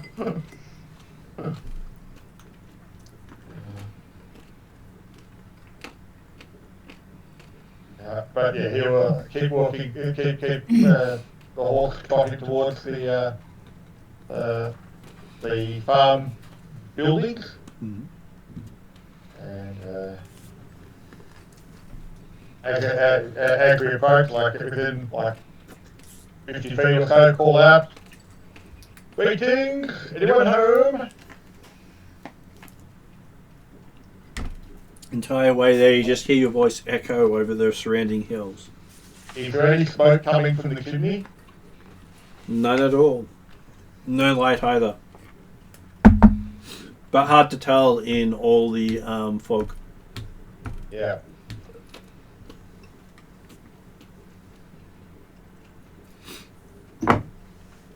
Gordon definitely loosened his sword in the scabbard again and He's loosened the shield on the saddle to make it easy to grab, and he will be moving forward more cautiously, but still riding at this stage. So those of you with skill in religion would realise that this actual weather would be enough for any undead who has trouble in the sunlight to still be active. Yeah.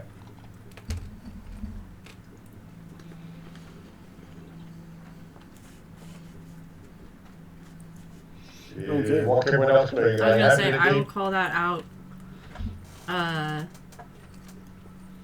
I'll call that out for anybody who needs it. Seeing as we have just come across undead, just to be wary, as obvious there are no living people in this area. And the sun might be protecting you in this weather.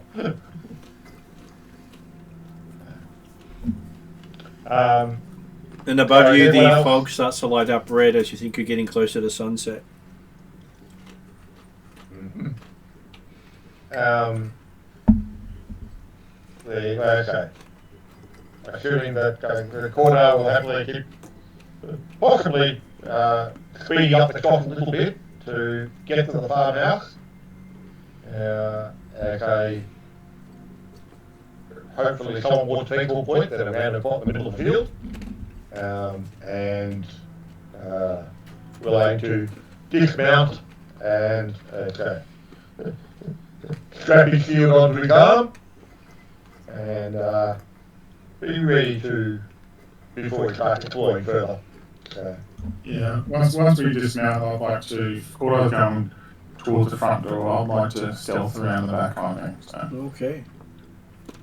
Which I can roll me after rolling tonight. Sure. 28 in stealth. As you're stealthing around, give me a perception roll. Do that. 16. Okay, so as you're moving through the fog, you come across a scarecrow. So while you've done that, and I'll move over to the other people because no one said they were going with you. That's right. That's fair enough.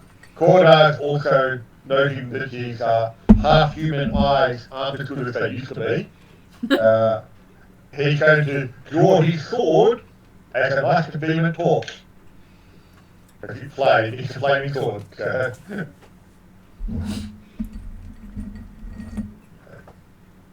So it flickers dully in the reddish fog. Understandable. And he'll be effectively going out the front door and see if he can. Well, see if it's open, shut, whatever type of stuff, he'll able to actually use his foot to open the door, whether it goes in or out. Either way. Why does this remind me of the last encounter like this, where we fought a demon scarecrow and giant people mosquitoes? Because they like to use similar stories. Sorry? They like to use similar stories. And what's everyone else doing? Are they happy to be following Cordar lead of being cautious and getting off and getting weapons ready, or are they? Yeah. Yeah, I would have weapon ready. Okay. Noting that it's quite difficult to see at the moment. Anyone do anything about that? Huddling closer to Cordar right here.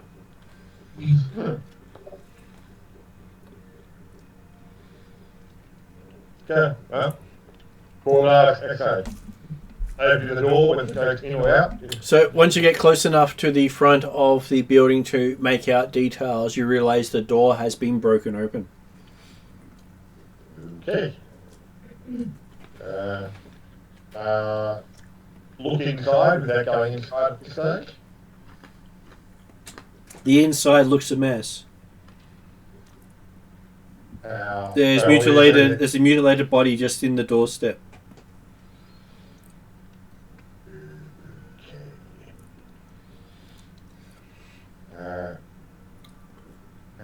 And you see on his chest the Sahedron rune.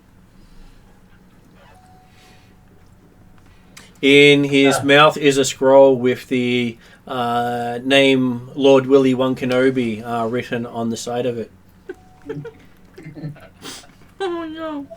I'm glad I'm not at the point of the story so far, no? Yeah. Cornell was quietly thinking, we beat Amico here. And as that pauses, we now switch to Mark.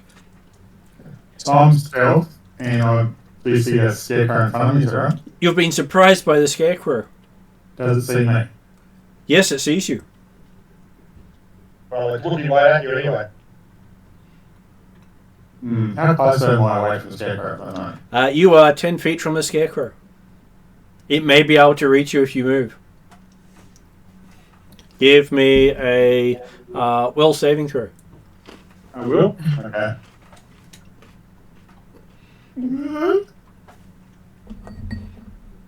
Where do you want? Okay, you are terrified. What do you do? I'm terrified. Mm-hmm. Do I have to force to run, or can I stealthily try to walk away from it? Well, you will be forced to run. You're not the frightened condition. I'm getting back to where I'm going to get back to where the rest of us are and just bolt it there. Okay, so you rush back into the rest of the party. Yeah. How loudly do you cry out? What does frighten one mean? I mean, I yell stupidly, or do That's I... up to you.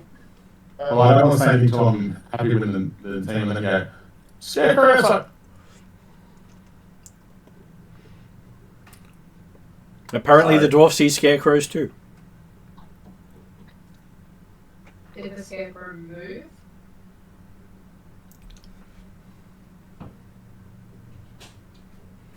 Hey. Or did you just get frightened like a little girl with a little scarecrow? I think it moved. I'm going to think. I'm scared, frightened at the moment. Doozle will accompany our scared little gnome. Oh, I'm not going back out there. Just putting it out there. It's out there. I'll point the direction where I came from. And your fear is slowly subsiding now that you're in the radius of a big meaty half-orc. It's going to turn to a dead body. Okay, do that. We can do this together. You just appear in the front. That's fine. At which point you then notice the dead body with Willie's name all over it. Oh, you got a friend, Willie.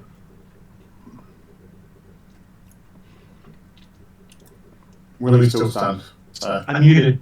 Okay, sorry. No, Jack says, of course. Oh, I just tell me when I found a scarecrow outside. Well, we're in a farm. Well, did you? I thought it moved, so I think we should check it out. Just saying, if you want to stay here and let them, it could be more than one scarecrow. It could be just one scarecrow. I don't know yet. Well, they've also the body on the doorstep here, and all the blood splatters inside the room. Well, there could be more scarecrows in there. I don't know. But there's one outside. And Guarantee you there are more scarecrows. There's probably one in every field. That's you feel the biggest sigh from Spark ever. Yes, there's one just over in the point direction I came from, and it could get behind us and it could hurt us. I'm just trying to say, I saw a move. You mean they're not Well, outstanding one citizens? in each field is not comforting. They are outstanding citizens. So, how was our dead body killed? Murder most foul. So, give me a medicine roll as you examine said body. Is it a flashing weapon like a dagger or something? I mean, I've got absolutely no medicine. Well, at least you get to add your level and your wisdom. You're funny. I know. Medicine. That'll be a 17. You can definitely guarantee it was killed by a slashing weapon very similar to all the dead in the room next to your bedroom.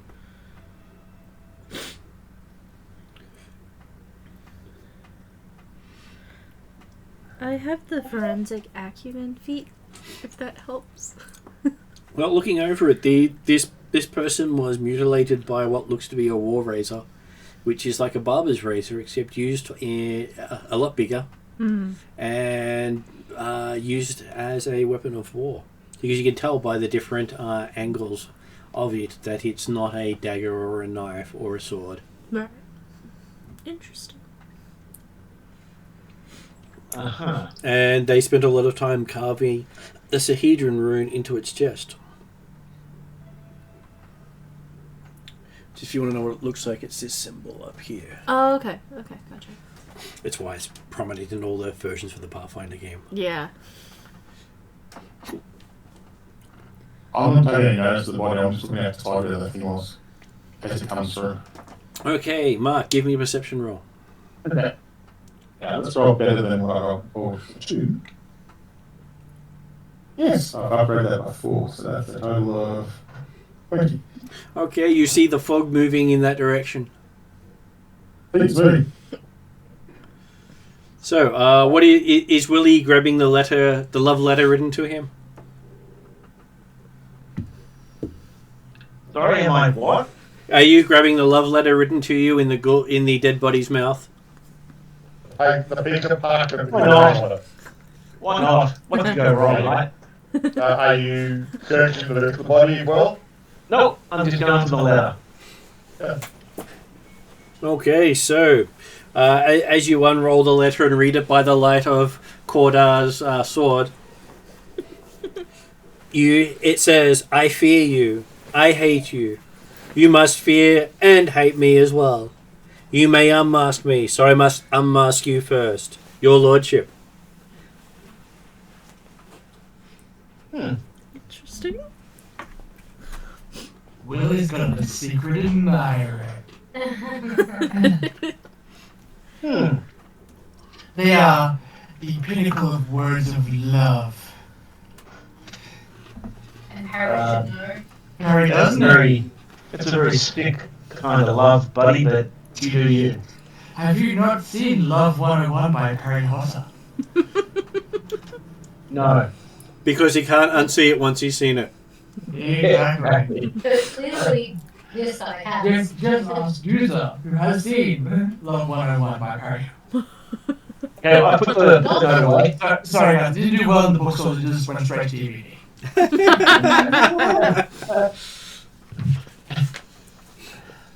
I only saw one copy. I only saw one copy. Do the watch it all. And what was that, Peter? I put the note away. Yep. And as you go to put it away, you realise that folded up in the corner of the note is a key. Apparently someone's given you a key to their place. Okay. I'll take the key. That's why you start parrying it, keep it hard or something like that. I'll open the door. Well, we've already opened the door, have we? I was going to say, while having stepped over the body with the thing, okay, well, yeah, I'll leave that for Willie to deal with. Cordar was going to the door, looking inside through the broken open doorway, confirming that it was all met inside, but he couldn't see anything moving. He will actually go through the doorway to investigate the room. Okay, stepping in, you start to investigate. Me a perception roll. And while you're doing that, Willie, you do see that the head of the key has a heraldic mark on it. Okay. Do I recognise the heraldry? Well, it seems to be a curious flowers surrounded by thorns. Uh-huh. You're not exactly sure what that is. Give me a society roll. Because you may actually know. Where are we? Oh, that's too bad. That's that. Actually, that's not too bad. 25. Okay, you recognize this as the Foxglove heraldry that you remember seeing on Alden Foxglove, that pompous noble you dealt with so many years ago.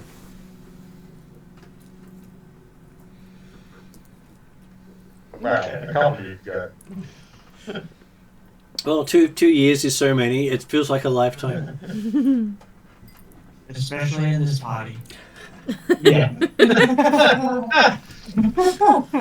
Well, to be fair, 2 years is multiple lifetimes for some characters. It is, especially for this character.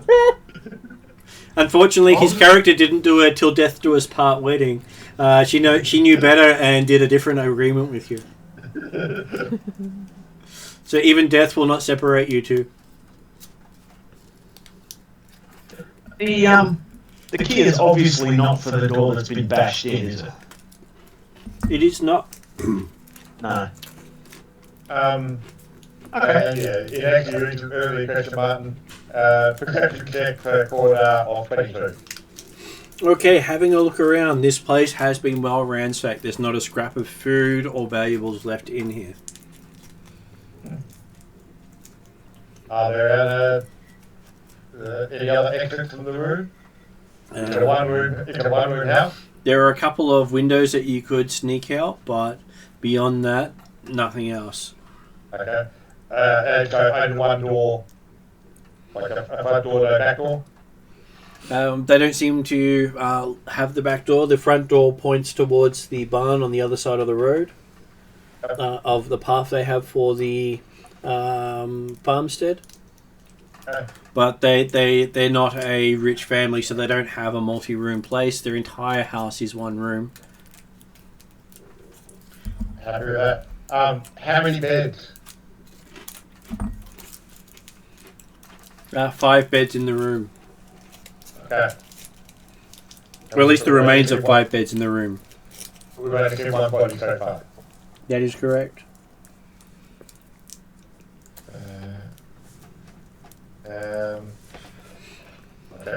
Were we able to tell, like, about how long the body has been here? Has it been a while? It's been here at least a month. Okay, yeah.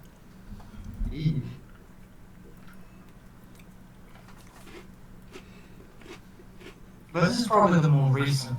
But based on the weather and seasons, the crop should have been harvested way earlier.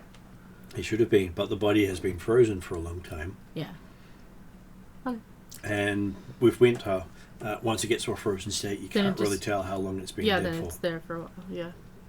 Because it's the dead of winter in this? You're about 2 months into winter. Okay, gotcha.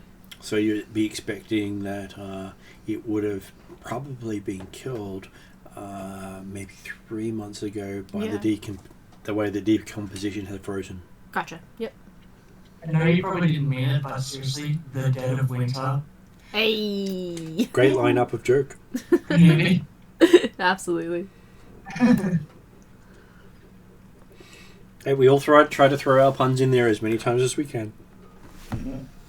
There's no pun, I just made fun of myself. Anyway, moving on. Yep. All around that thing. If Sparky would still like to go out and double check whether his Scarecrow was alive or not, I have to do so. Scarecrow would be. Yeah, if Bird's going out there, I'll definitely follow her out. Okay, both of you give me a perception roll. Okay. New glasses, good. 30.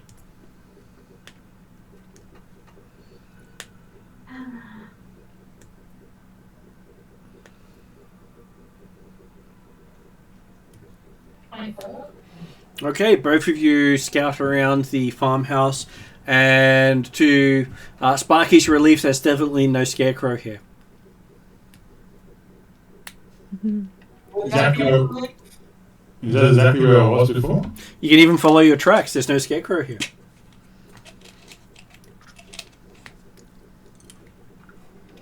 I'm suspicious still.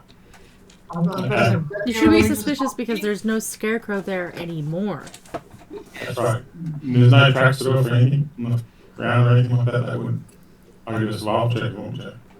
Sure, give me a survival check. Okay. You're off in the distance. 28 upgraded. How much did you get?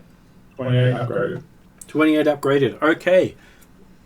You see looks like someone's been ploughing the snow over here because there's a line drawn in the snow and sort of mushy drag marks either side of the line.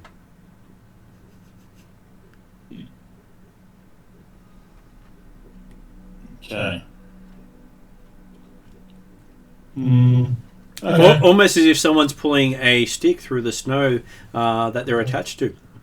That's right. You can see some mushy footprints with the line of the stick dragged behind them. I feel like... Therefore, it's not the boss. And it's gone the other way around the farmhouse from where you walked. I pointed out to User. See that? Does User need to survival check for that, or? Yeah, so I'll give you a survival check to see if you can recognise what's been pointed out obviously to you, but I'll give you advantage. Woohoo! That's a 19, so unless I roll... 20. Plus. What makes my survival so shit? Oh, survival is so shit. I was about to say... So you're a ranger, should be reasonable. It's +5. No, she's a ranger, but built like a fighter. 24. Okay, so yes, you can recognise the drag marks. It does look as if something made out of straw has gone around the other side of the building, dragging a pole behind it. Great. Shall we forward? You can follow it. Does our good little dwarf Sparky wish to follow the obvious trap? I would be as long as people are with me. I don't want to be by myself. I'm a little dwarf, so don't be too scared. So, as long as I've got people with me, I'm okay. You've got a person with you, does that count? Or I do go with you. I'm going to do that. It's more than a person. That's right. And possibly 2 puppies, potentially.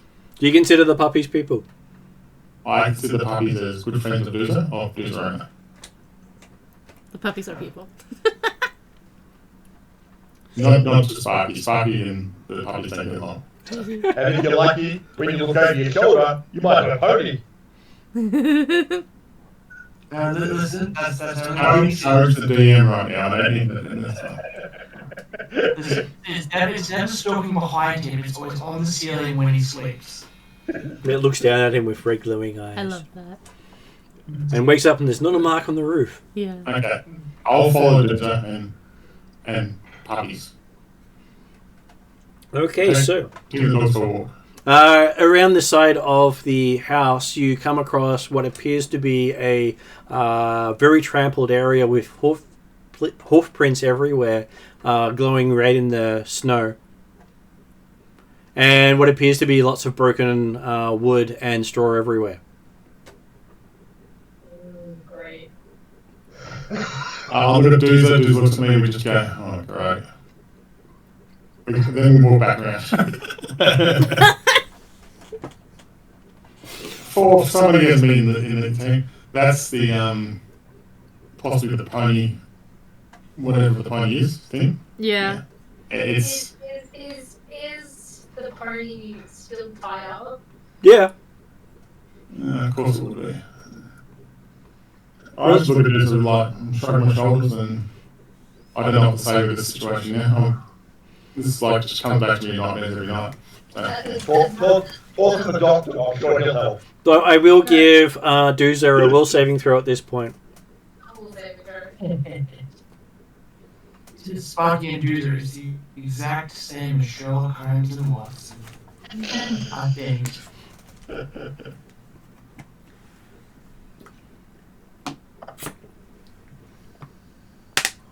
What did Doozer end up with? Yes, a will saving throw. 20? 20. You're sure the devil must have been here somewhere, but you have no idea where it would be.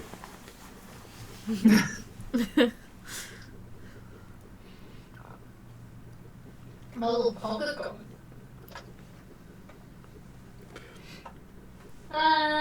As much as I'd hate to do this, I go inside and find Harry. Yep. Wait, I'm wanted? What?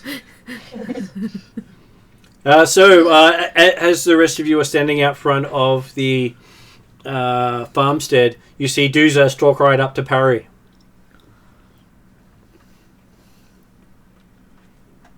What does Dooza say?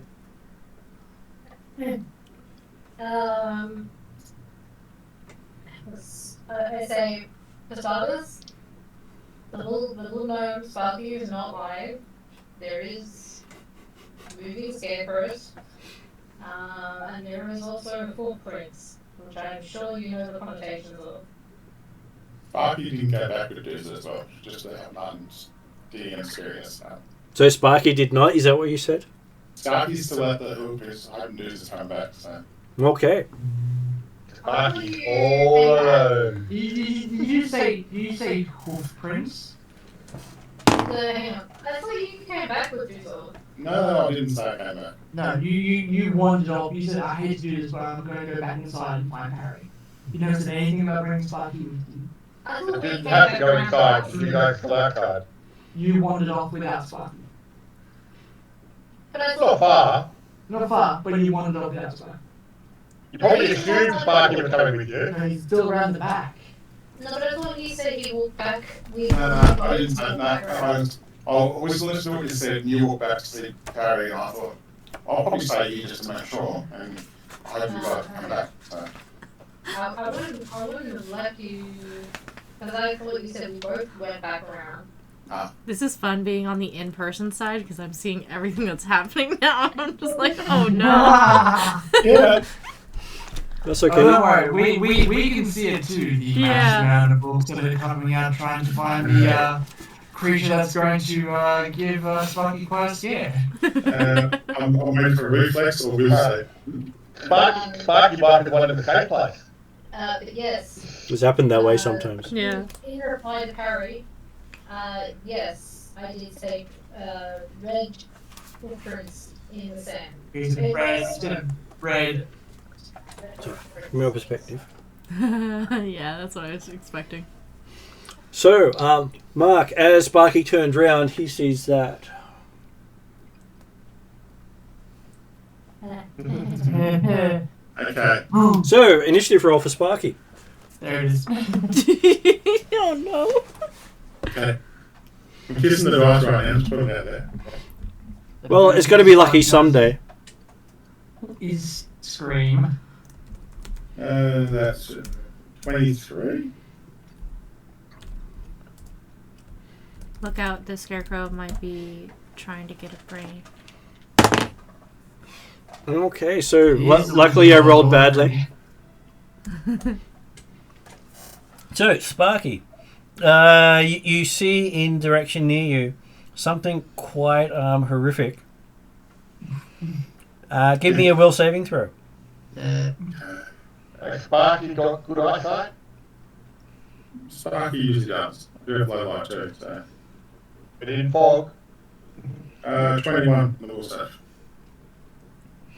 Okay, so yes, you are frightened one. I'm bolting back where the others are. Help! I'm on the way back.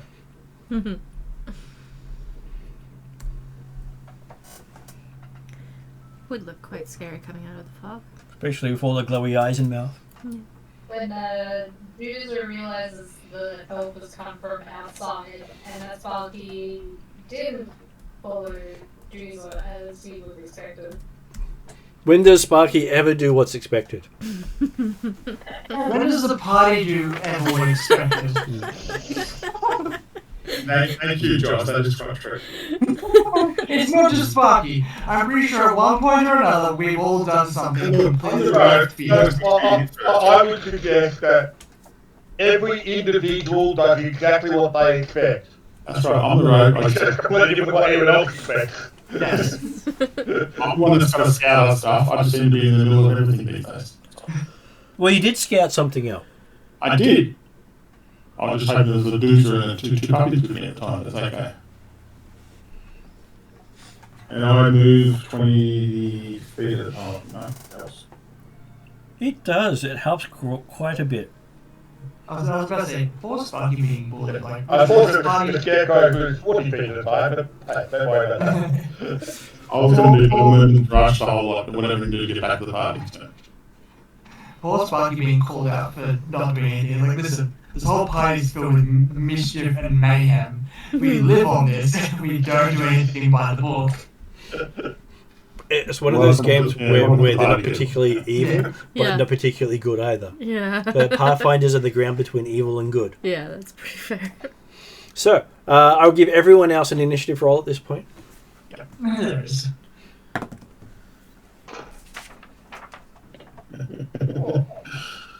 Yeah, sure. And you can use your perception as your initiative if you wish to.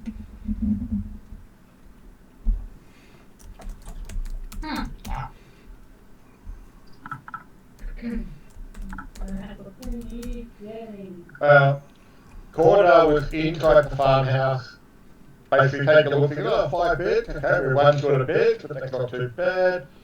Going to make certain the ceiling is still weatherproof, and he was basically looking to start a fire in the fireplace, and he got an initiative of 10 downgraded.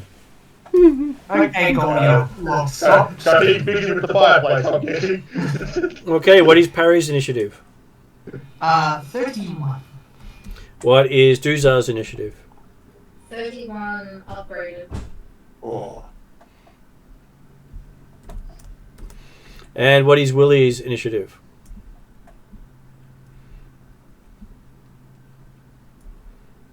Ah, 18. Sorry. And what is Fondra's initiative? 20. If we're including perception. We are doing perception. Yep. Okay, so Duzar, you were up first as you see Sparky come running around, and that's when you realise Sparky hadn't come back with you. Or the Sparky only just catching up again. Could be easier for us. He probably seems very kind. She's looking slightly more stressed than when I left her though. That's right. It's a she now. I'm going to keep reminding myself. It's a hairless she dwarf, okay? Yeah. Listen, you may be naked mole rat at this point in time, okay? Sorry, Martin. Did you say hairless or fearless? I said hairless. Not I fearless. thought you said fearless. I thought that could be irritating. I haven't got a trade like that yet, no. Well, you never see her hair stand up on end. You definitely can see goosebumps. You don't always look surprised. Can't see that either with no eyebrows. Yeah. You don't know what kind of reaction that's yeah. Alright, all jokes aside, Jesus was doing something. Yeah. Who? Yes. So I see Sparky come back around the corner. Yes, charging in your direction with eyes wide and hood flowing behind. Huffing and puffing as she runs. Oh, would have the word help? You probably heard that, probably. No?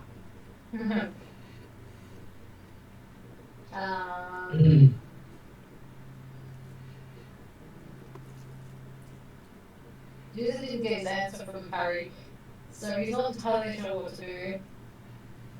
But he probably steps back outside to see what Sparky is yelling, help me for.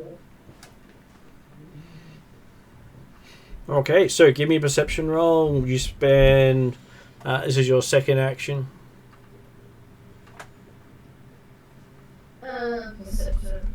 You get 3 actions in this, and you can do movements or checks on any of those actions. Have you guys actually come into the building? Some Or had. are you still out at the body with Willie? No, so Sparky has just come around from the back where they found stuff with his seat. Yeah, and Duca went with them. Dude's just gone back round to the back of the building and is looking for said thing, and then everyone is still where they were. So I'm still at the front door. People were basically on the front veranda. Yeah. Except for Cordar, who'd gone in and looked around and decided a worthwhile place to spend the night. And basically just said, was ready to put the sold sign up and say, this is mine now. Good place to spend the night, let's get a fire going. So what's Duzar doing with what did you get with your perception, and what we're going to do with your final action? 25. Okay, you can see, all you can see is the fog swirling around Sparky as Sparky comes into sight, yelling, "Help me."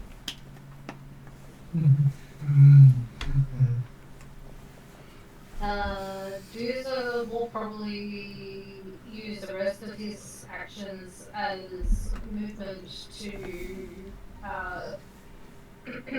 try and get to Sparky. Okay, you move up to Sparky. Then we move over to Parry. Sweet. Parry seeing Duza in the mad rush and what Duza said Parry will follow suit of Duza. Yep. You move up to Sparky as well. Yeah. So that will be 2 actions. 1 action because Duzar had been further in and did a perception check before moving. Okay, cool. So 1 action to get to the rest of them. Yep. Second action will be to look around. Give me a To see perception what- roll. To see what scares Sparky, I'm assuming. 32. You hear a neighing sound in the distance. A name sound in the distance. A neigh, like a horse. Yeah. Presumably in front of you, not behind you. Then,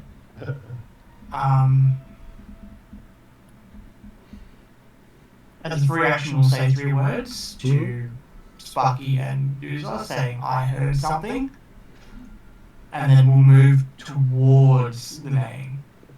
Okay, you lose sight of the others pretty quickly as you move towards the neighing. Lovely. Of course, Harry moves off without. I'm the buffest wizard known to man, thank you. He'll protect you. He's going to take Sparky's got his individual better. Listen, your next action, you're going to go straight to where you thought Parry went, and you're going to find someone playing in the snow. It's going to be me. So, Sparky, you're still frightened 1. Yes, that's fine. If I'm still frightened one, I'm going to rush into the room. Okay, you rush safely into the room.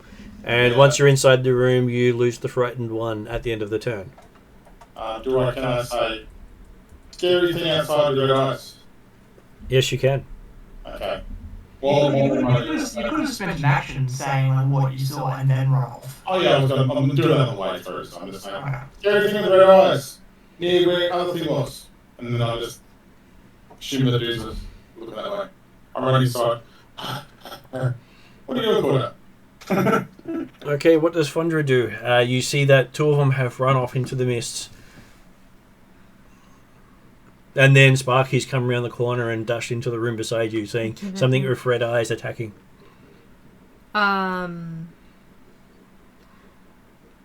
She will pull out her staff and very calmly start walking towards the other people that went into the mist, just to see what they can find. Well, you found one of them.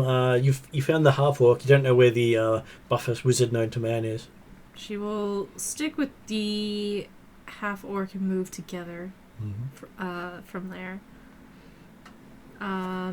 Past that, just keeping an eye open for anything, I guess. Okay, so we move over to Willie. Willie is, well,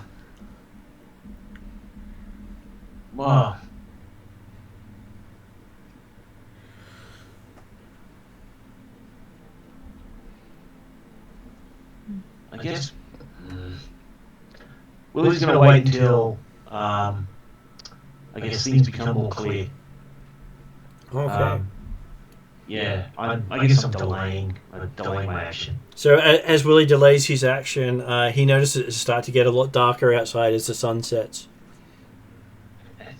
Does this happen remarkably quickly, or is it just sort of the natural fading of the sun? At this time of the night, it is almost like an off switch. Oh, wow. Because you had the red sky of sunset for about half an hour. Okay.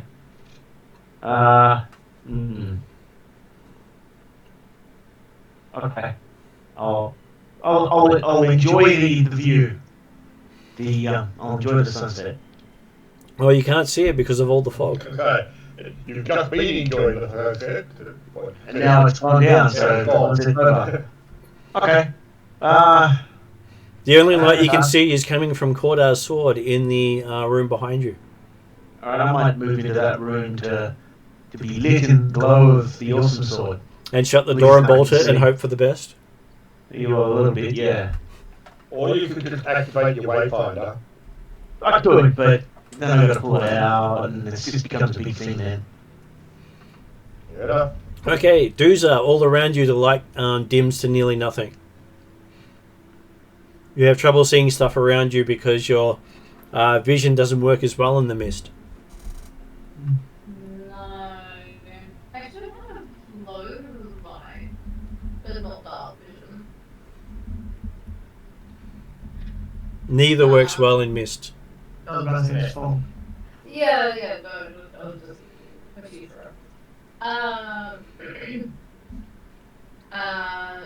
User will pull out parry. We shouldn't be outside at as nightfall is just a bad idea. You do hear Parry call out, "Over here, I found something." In Parry's voice. Give me a perception roll. Who else could it possibly be?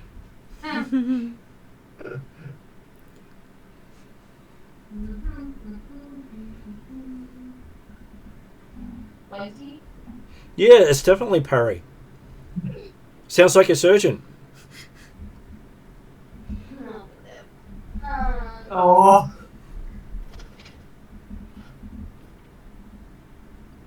You didn't give up. Yeah, oh yeah. Not in your.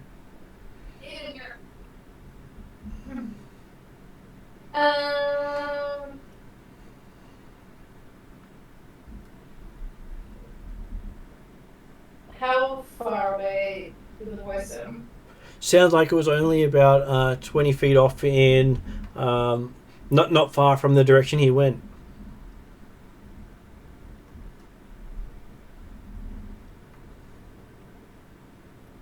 I'm going to go not in the direction of the sound, but in the direction that I saw Harry going. Okay. Because I know, or I should know, that fog reverberates sound in the universe.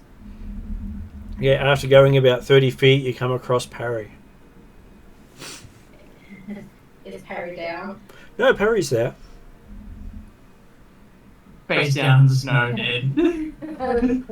No rolls made, just dead. No, he's still alive, and he's still the buffest wizard known to man. Hell yeah. He's looking around trying to see in the fog. I think that was my first turn, but I'm wondering if I can get 3 words in. Sure.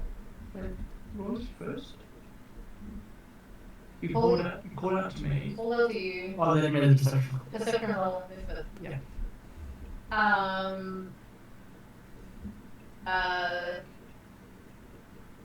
Get inside the standing guard.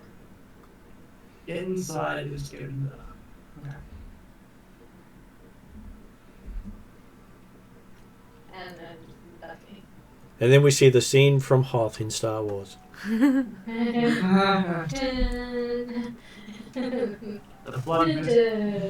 blood moon rises like tears of the kingdom, and you just realised. Sorry.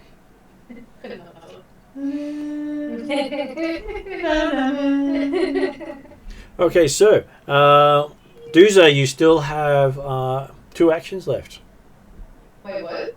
It took 1 whole action to move over to him. But you said that the first action was calling out to me to begin with.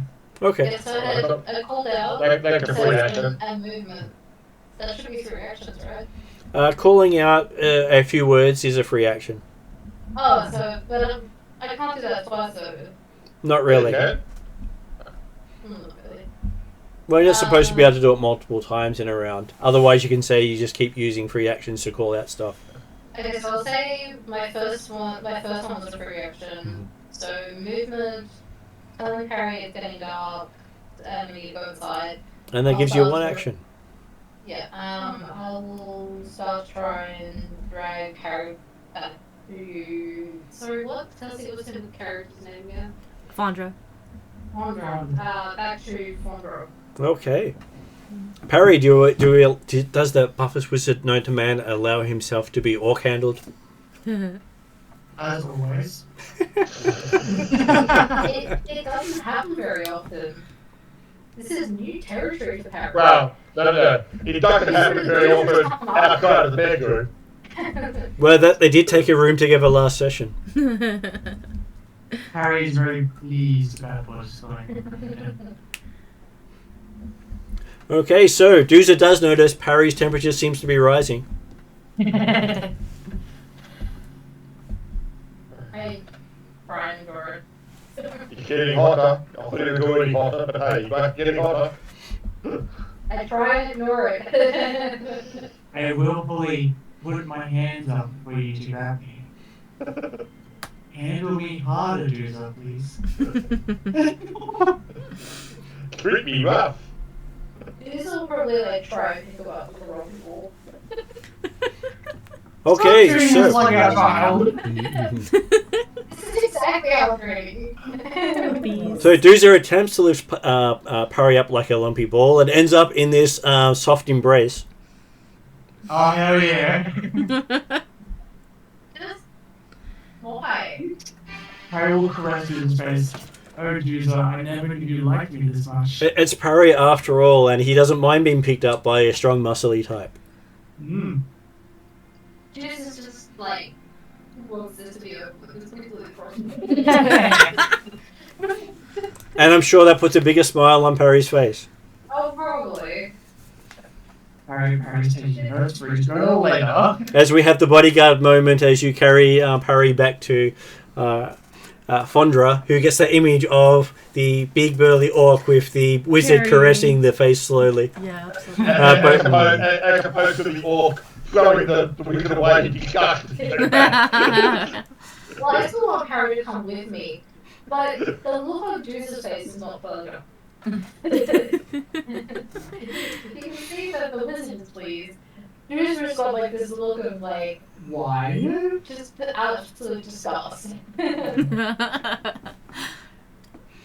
think Fondra wouldn't necessarily react and just continue looking out and just like, you do. She's gonna keep looking out and then following the bag. You should not saying, if you want a moment to yourselves, could you do it inside? No. Just accepting this as part of whatever the heck is going on. And as I'd like to say, as Doomsday walks past Fondra, Harry makes a joke going, Yeah, there you go. As Dooza carries Parry over the threshold. Yes. And then Doomsday promptly dumps Harry on the threshold. in the snow. Probably. Or on the in the inside onto the floor. Which just has a dead body there to soften the blow. Yeah. No, not on the body. I'm not gonna do that much at least, but She wants to bury Perry like 6 feet under snow. but unceremoniously dumping Harry as soon as I can. Okay, so you end up dumping him on one of the beds near the door. As we move over to Sparky. Sparky, you see the big burly orc burst into the room and dump Parry on the bed. Well, I'm not frightened anymore, am I? You are not, but after hearing the tune that Parry's humming, you might just be a little bit revolted. Not really. I saw what it really got up to. I'm not really that revolted me. Well, you're not really into interspecies stuff very often. No, but I'm just going to find a bed. It's the half wolf, half elf. Yeah, again. So I just go. I try to get onto the bed, and what comes over, you go, did you see it? Did you see it? A bed to yourself? I bed to myself. Just wanted to confirm. Just making sure that I got that right too. Come on, no one wants Harry Calvary. Harry wants Harry. Well, no, Dooza definitely does. The way Dooza manhandled Harry. Oof. The way to Parry's heart. As I believe... You guys didn't hear that, but as I said that, and like the biggest sigh. I'm very glad I didn't hear. It was a sigh of anger going, why is he like this? No, I know why you like this. I know exactly why you like it.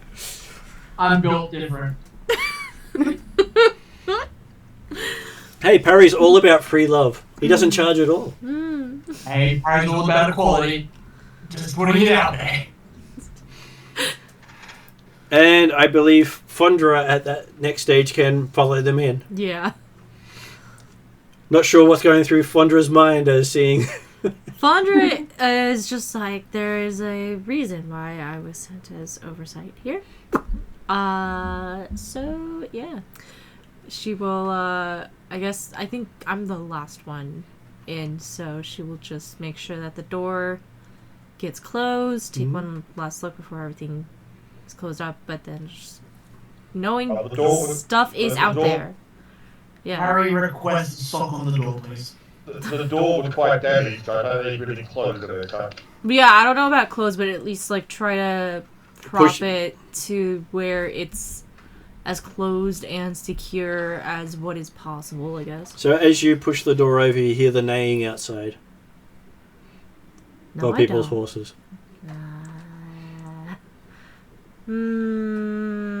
Party has been riding horses. That is correct. Fondra will again look outside and check on the horses. There's just blackness out there. Because the fog's so thick you can't see starlight. I don't want to do this. Okay. I have light as a spell. But then again, I've been trying to figure out spells this whole time. And for some reason, everything I wrote down isn't available online. So I think I have the spell light. You will have the spell light as a cantrip. I will do that one. Okay, it takes 2 actions to use. Yes. And what was that, Jeremy? I was going to say, well, you just activate your wayfinder that can do light. I don't know what that is. So it's like a little compass. Oh, okay. Gotcha. Which all Pathfinders have. It's also your key to the getting into Pathfinder lodges. Right, yeah. The light spell. Often you got to be on a chain hanging around your neck that you can actually use. It can do the light spell for you. Gotcha. Yeah. So I guess I'll use that. So you light that up and you see about 10 feet into the mists. Yeah. With that, the horses were tied up further away? They were tied up on the other side of the road near the barn. That's right.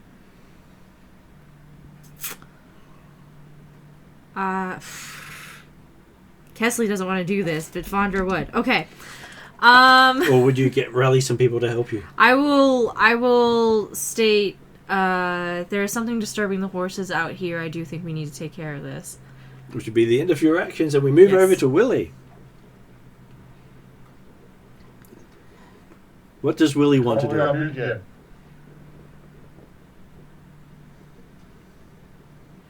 Hello, Peter. I keep muting myself, and then I keep forgetting I've muted myself. Hey, listen, it's better than trying to unmute and leaving the Discord channel. I just really, with the darkness as you described it, and I'm human, life becomes fun when you can't see. It does.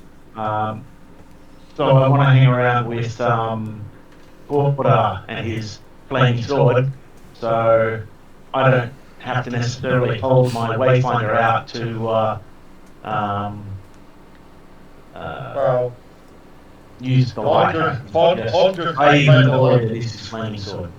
Yeah, but Fondra will activate the light bulb just to the doorway at first time. It's That makes sense.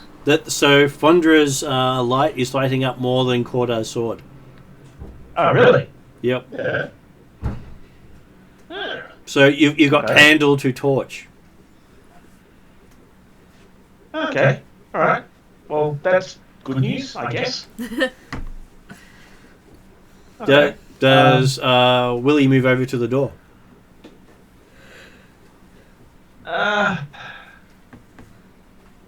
Yeah, I guess. Why not? Walk over, have a bit of a look. Okay. Hopefully not get my face scratched off. Give me a perception roll as you have a look. Perception sucks. 18. Okay, looking out there, you can see across the road. You can see the horses are tied to the barn. You can see what looks to be 6 creatures crawling out through the window above the horses, crawling down towards them. Guys, I say that out loud. There are creatures that look like they're about to eat our horses. We should do something about that, don't you think?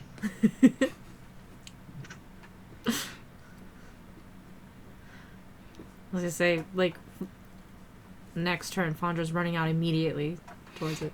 Then we move over to Corda. What does Corda do hearing that his horse is about to be eaten? Well, Corda, what? You didn't put them away in the barn before coming in? Okay, he's picking up his sword and he's heading out. As you step out, the mist is almost like a wall of white in front of you.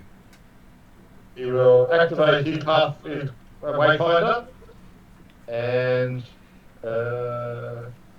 if he's got one action left, he will keep moving towards the barn. Okay, you end your turn up amongst the horses. Has he spotted these 6 figures who are apparently falling down the wall? He has not. After that, Duza, you're up.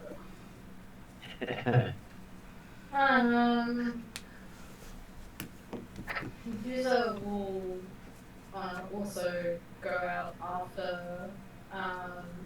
Come on, my boy toy's leaving me. Yep. Come on. Your boy toy did put you to bed. And basically at this point, Price sucking on his thumb under the covers is going to fall asleep.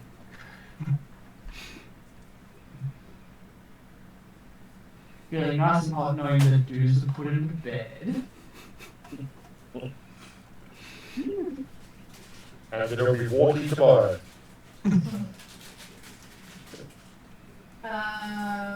Yes, I go out after Corda, Coda. where you can see his light across the road. It's glowing through the fog. And I will, let's say, was that just an action to get to where he is? I would say for you, because you got the extra speed, yes, it would be one action. Okay.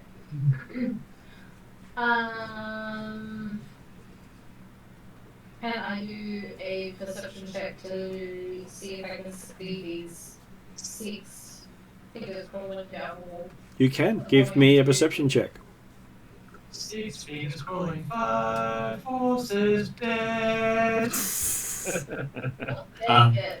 Poor characters with disease. 3 sanity checks. 28. Okay, so you can hear the sound of claws on wood above you. 2 pregnant carriers. And Doomsday still hasn't killed the Sandpoint devil.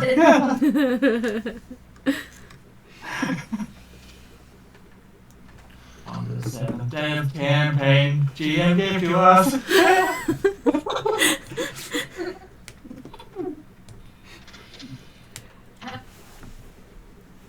So what would Duzo like to do with his last action? I could hear one of them above me or just hear sounds above me. Sounds like there's an awful lot of them above you. Lots of claws on wood. I am going to get my two-handed axe out. Mm-hmm. Is that the one you left behind? No. I left my single-handed, 2 of my single-handed orc explosives with Lady Panache. My two-handed axe is my fallback. All good. I was just reminding people that they had left some of their stuff behind. Which is why I specifically said two-handed axe. You have it out and ready. Do I need a full action to prepare for an attack, or like 3 actions? I believe you spend 2 actions to prepare for 1 action. Oh, two to prepare 1. Yeah. So I only have 1 left. And you had 1 left to ready your weapon with, which is what you did. Yep. You now have the weapon in your hands as your last action. Yep. Parry, it's starting to get cold but with no heat in the room. And with your warm boy toy having left the room. I was about to say my warm boy toy left me. Harry will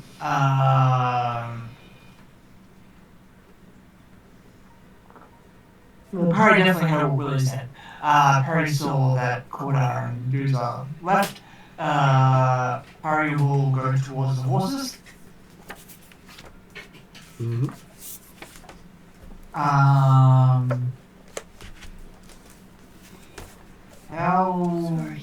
So I'm assuming it's 1 action. For you, it will be 2 actions to reach the horses. Okay. You're not as fast as Duza. And you gotta get out of bed. There's that too, so that would be 3 actions to get across. Nah. I just speed at 30, but that's okay. Yeah, 3 actions to get across, that's fine. You should have faster speed than do so. I was about to say, it'll be way faster speed than Duza. I know Willie has a big speed. I thought the Ranger might have had a speed as well. No, I think I've got I can put up your 30, and I think Harry has 35. No, Okay. I've got 30 as well. Oh, so I'm gonna have 25 now. So in which case you're all... I'll give Parry an extra action left. So you've reached Duza and Cordar amongst the horses.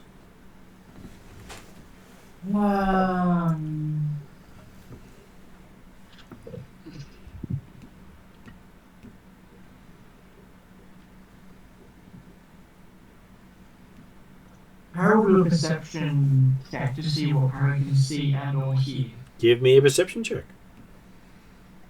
Because all that I was told was that our horses were in trouble. Well, he actually said that they're crawling down the side, but...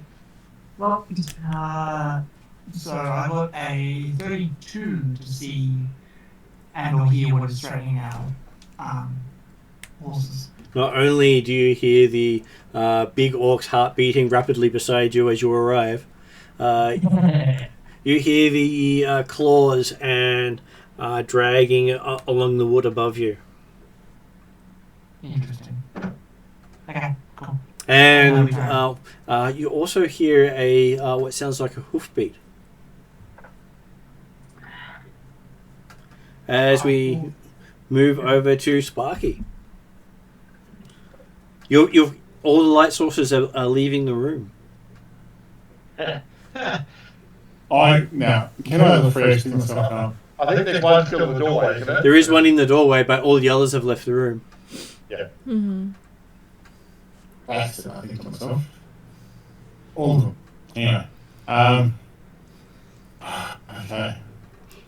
Yeah, get out from under the covers and move as close to them as possible because I know I'm safe in numbers. Okay, so do you cross to where the horses are, or would you stop where Willie and Fondra are? Realizing that they'll probably abandon you shortly and you'll be the only one in the house. I find the views in the Sparky says, yeah, I'll get with the others because I know there's a few numbers after she's walked off by herself twice in the last 10 minutes. I believe she has been reminded. I'm reminded, but hey, fine. Right, to be honest, she didn't walk off by herself twice. She walked off by herself once, and then Dooza left her behind. That's Well, right. she stayed behind deliberately. Well, I stayed behind because I thought I didn't need to do the wing told her, oh shit, and then I go, oh shit. And then, yeah, see? And then you went, oh shit! Look, put it this way, I find the enemy, you kill them, okay? That's how it works in this party. So I'm going to, I'll go follow the dudes right over, go, you come, and I'll let the other two. And as I get over my 60 feet of movement, which might not get there in time, I'm not sure. Okay, so yes, you managed to move over to the edge of the horses. Is my pony there or not? What pony? Good point. That's why I was waiting for the comment for that one. Yeah. Horses, I was saying horses and going, yeah, he's not mentioning the pony, is he? Oh, yeah. Not mentioning the name of distance. Yeah. Okay. Anyway, I'm just going, oh, and then that's it, my end of it. And Fondra, you see all the others except for Willie have rushed across. Yeah, I'll rush across now to keeping an eye out as I go, because as soon as I see something, I'm going to try to attack. It takes you an action to move over there, and you can see most of the others are looking up. Yep, cool. So I'll look up as well. So that's one action. Yeah, one action to get across. Next action would be to try to identify what people are looking at. Yep, give me a perception.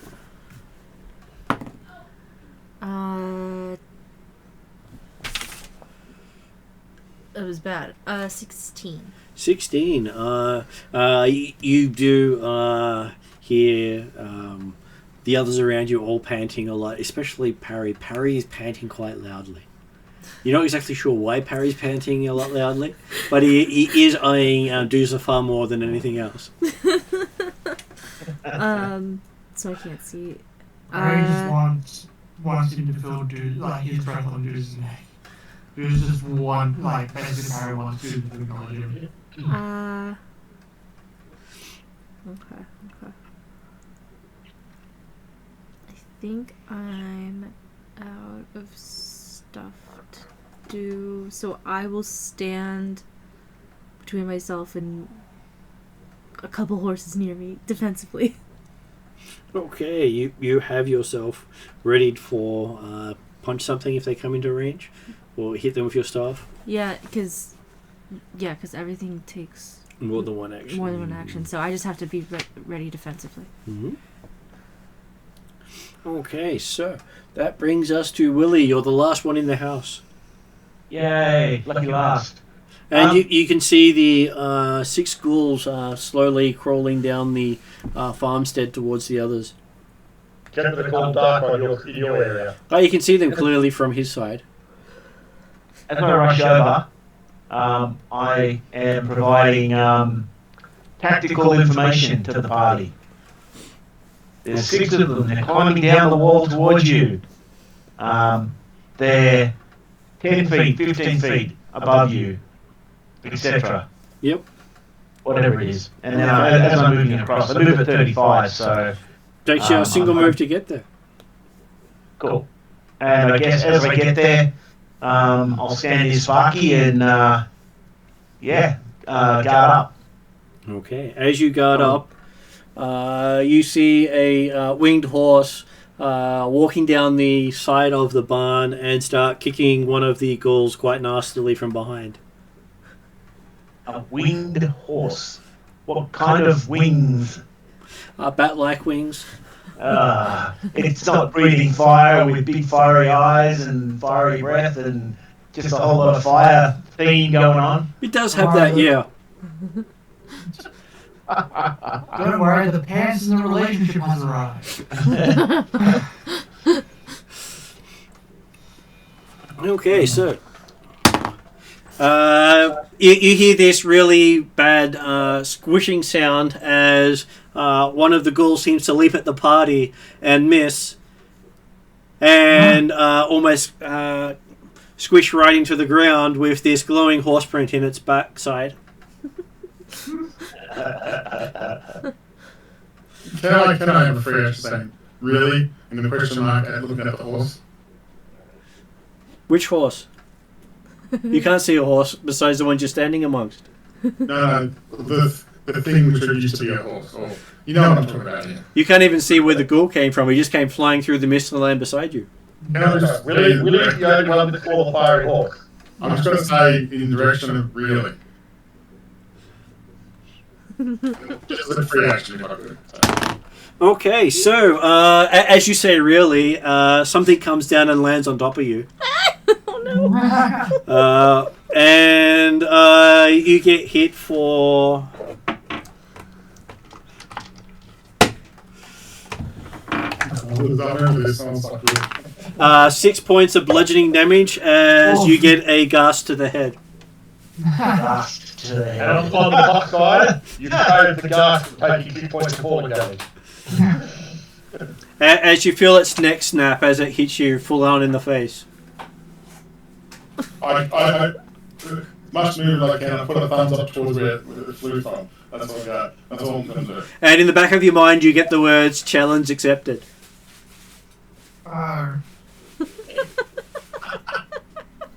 Okay, so Cordar's now up.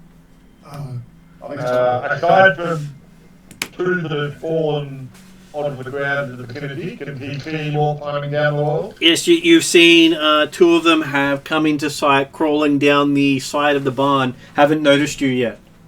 Okay, well, I will... Apparently, horse smell has hidden your scent from them. If I need to move, I'll move to the position to stab at them. And then I will have a slash with my flaming goods or Pathfinder Core.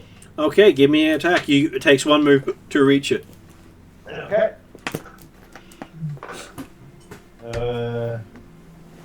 I see. It'll be about 24. Hold on, 18, 29. 29, that becomes a critical hit.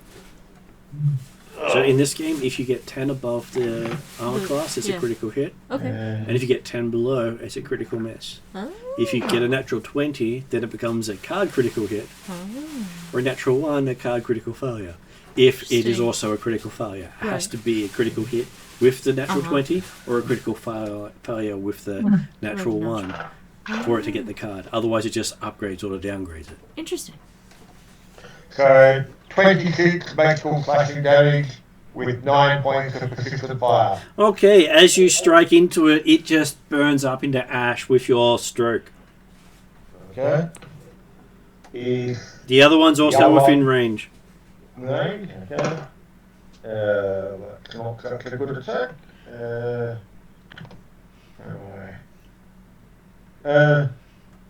We take X5 off for each one now, isn't it? for the You do second take one? 5 off for each attack. So that's an 18. And 18 is still a hit. Not as good a hit, but still a hit. Or 13 points of magical slashing and 6 points of fire. Okay, so it burns nicely as it screams in your face. Alright, that's going to be 18 points of magical slashing and 5 points of fire. It still screams. Yeah. Okay, so Dooza, you can see a burning ghoul on the side of the barn. Plus 2 that seem to have face planted in the ground. One of them on top of Sparky.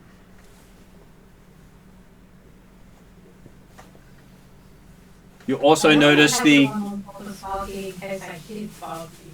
do notice a glowing hoof print in the backside of both of the ghouls that flew off the side of the barn. Fantastic. He's showering us a little. Maybe he's just jealous. Maybe. No, I came here to mess with it, not you guys. The one that's hit the ground. Do I reckon that died? Well, it's not moving or twitching in any way. Yes, wrong. I don't have medicine. Well, the best roll to tell would be a knowledge religion. The religion roll. My religion's probably worse, actually. Actually, no, they're set being exactly the same. So they're both +7. What? The 3? What am I looking for? 60. Hey, Jeremy, you've got a bit of background on something.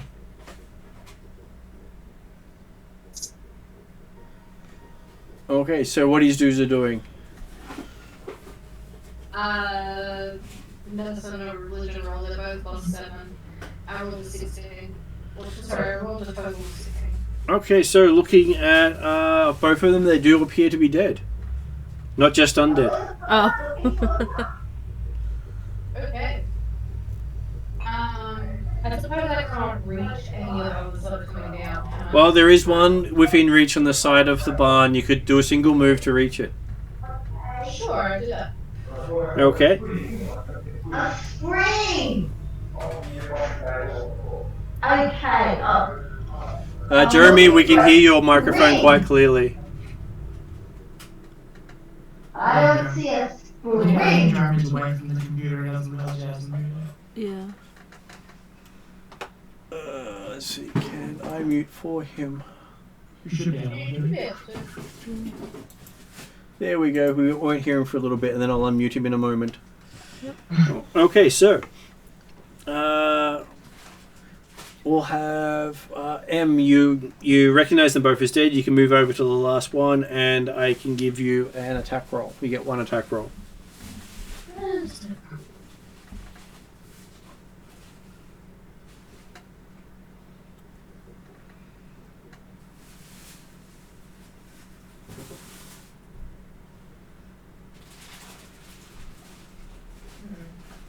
I can still hear Jeremy, but that's fine.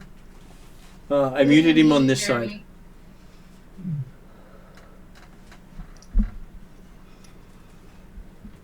No, we figured. You're over time, you know. Okay, I've done that. But also they mute for yourself. Yeah, it does. Okay, so M, what did you get for your attack roll? I got a natural 20. Natural 20, and what armor class does that hit? That was 200 axe is plus 14, so that would be 34, right? So a 34 would mean it would be a card critical hit, which has all those fun little things on it. I don't pull them out very often. Cool. So I have the critical hit deck Nice. with a slashing weapon. It is indeed slashing. Yes. Well, an orc double axe definitely should not be bludgeoning or piercing. Yeah. Okay. You're using it wrong. It sounds like a delicate precision piercing instrument to me. Okay. All I wonder about is Harry getting excited about this. That's all. So you definitely get you definitely get your double damage, plus you also cause persistent bleed damage with your overhand chop. Nice. I think it's dead with no matter how much damage. Well, sometimes it can be an amusing decapitation or other stuff. Absolutely. Yeah.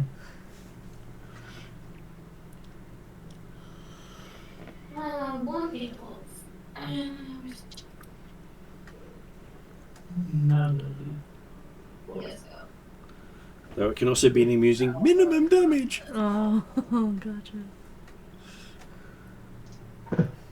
Oh. Is there any reroll?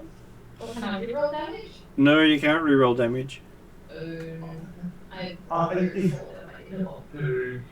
You can spend one of the points to add an additional dice to the damage. Sure, let's do that. You're probably still going to be enough to kill anyway. Still like Yeah, I rolled a 3 and a d12. So you bloody get plus however much.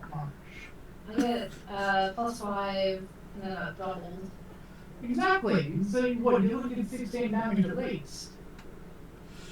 Yeah, but more.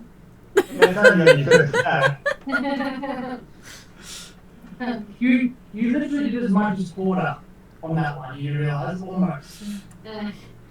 Deuce likes to show off. and to be fair, yeah, it got his corner on his second attack when he didn't get a good roll.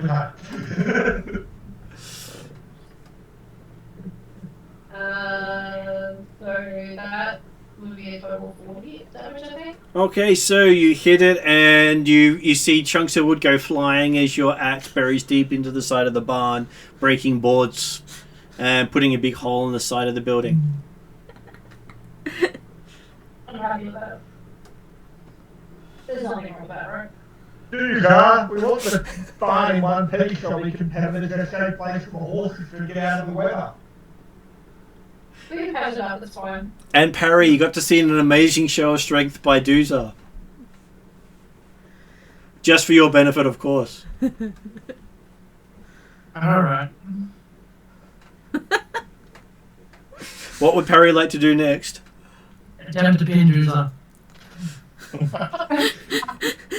Okay, so Why? You know exactly why. give me an athletics check as you go and have your fun. Into the battle gets very excited. Athletics. You're gonna fail this epically. These are the checks he seems to succeed for some reason. Alright. Probably just rolled a natural 20. Close. 19. 26.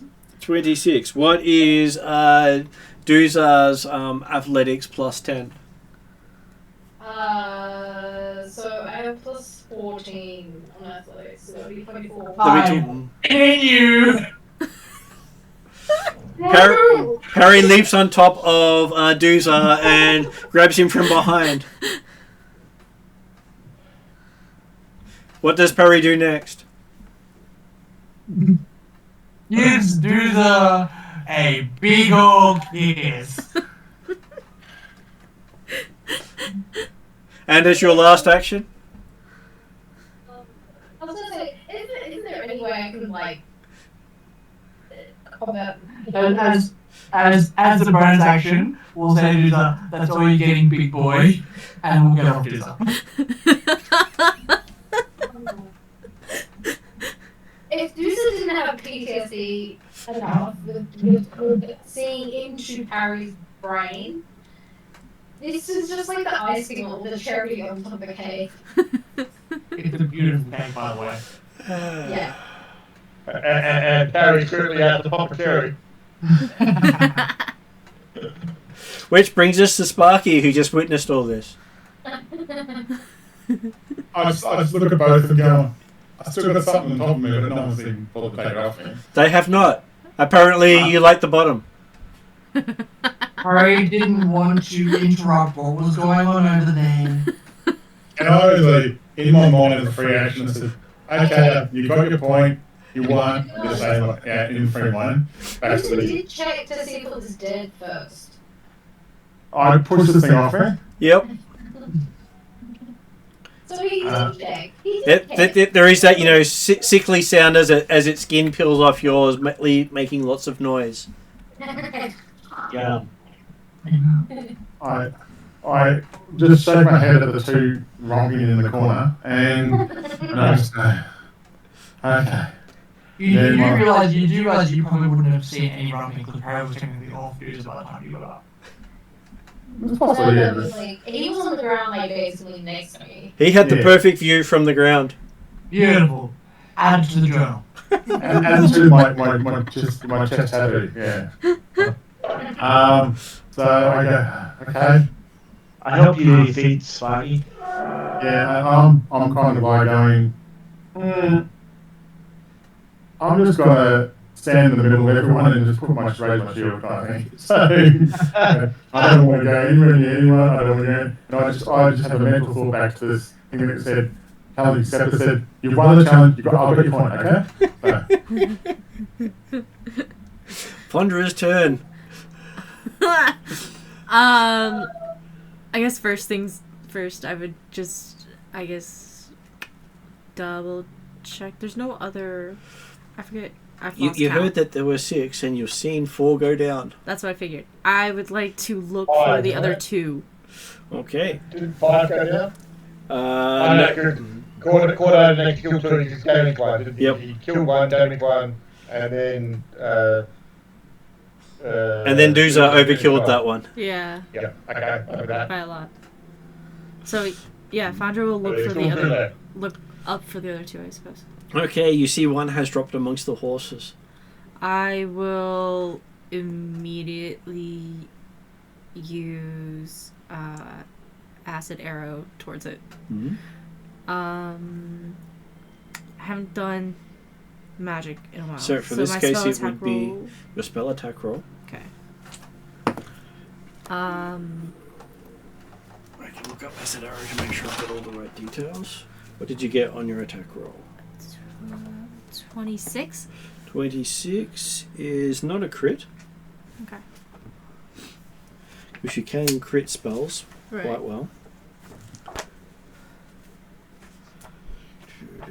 Not a crit, but it does hit. It so- does Yeah, hit. okay, do your academic. Yep. So it'll be. So it is 3d8 acid damage.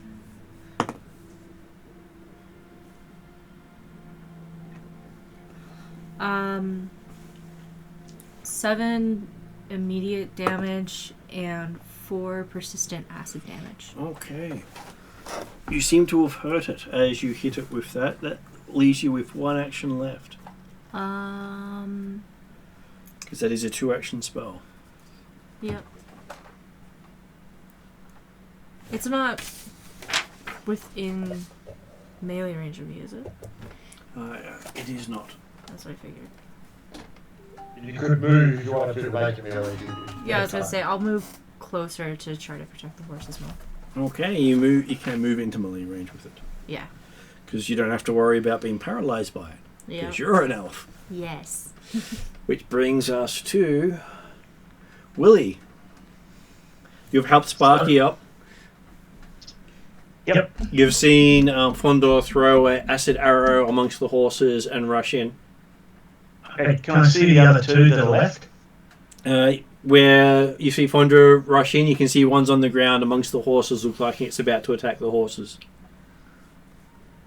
Alright. In which case, I guess I move over to that one. Yep. And I will give it a Hadouken. Okay. So, Your flurry of blows. yes. Flurry of blows. So the advantage of flurry of blows is he doesn't get the multi-attack penalty Right. until his next attack. So he gets both of them at his maximum attack rate. Nice. That's actually cool. So when you've got an action that gives you multi-attacks, Mhm. they're at the same value. Nice. Nice. So that makes the double slice and all those other things some of them get very powerful. Cool. How did you go? 31 for the first one and 24 for the second. First one is a critical hit, and the second one's a normal hit. Okay. Do these things take any extra damage from positive energy? They do. Awesome! I do a fair whack of extra positive energy damage. But I don't have my gloves, so I don't do the extra dice and all the other good stuff. I know that hurts because they left some of their gear behind to get someone to enchant Yeah. it. While they just did this side mission to get some. Ah.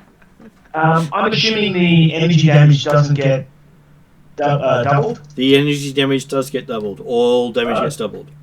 Oh, geez. Well, The only things that don't get often- doubled is persistent. Yeah, often Wow. energy damage will modify for a crit. Like on my sword, Wow. I get a D6 fire, but on a crit, I get a D10 persistent. Ah, So it doesn't double it itself. Yeah. When it's a crit, it gets differently modified. But yours might be different. Yours might be a straight double. So if it provides damage and not a persistent, then it gets doubled. Persistent is not doubled. okay, so 12 slashing Yep. and 11 positive, and that's before the doubling. Okay. So that single blow causes that one to explode with positive energy, as you see the acid burning into it. Also eat it up with your light. It turns into small little motes of light and just vaporizes with your punch. Your hand feels a bit. Your hand stings a bit. It's got a bit of acid on it still. I turn around and give a thumbs up and look for anyone else. I've run out of actions, but yeah, looking around to see what else is going on. So as you look around, you see the last one drop onto Cordar's horse.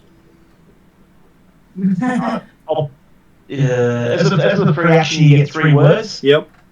Cordar, your horse. Okay, so that brings us to Cordar. I will move across to the one that's apparently the last one, and the one that's on the horse, and slash it and kill it, or re-identify it, or something. I'm assuming that a single move to get over there, A or single- is it within 10 feet of me. I'll say within 10 feet of you. Okay, in that case then, I can Lunge. lunge at it. On guard, dead thing. 12, AC 31. Another critical hit.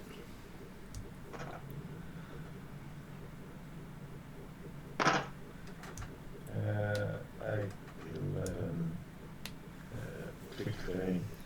32 makes the slashing and 7 persistent fire. Okay, so you see that one just turn to little motes of flame as you strike it hard enough to make it disintegrate. That's awesome.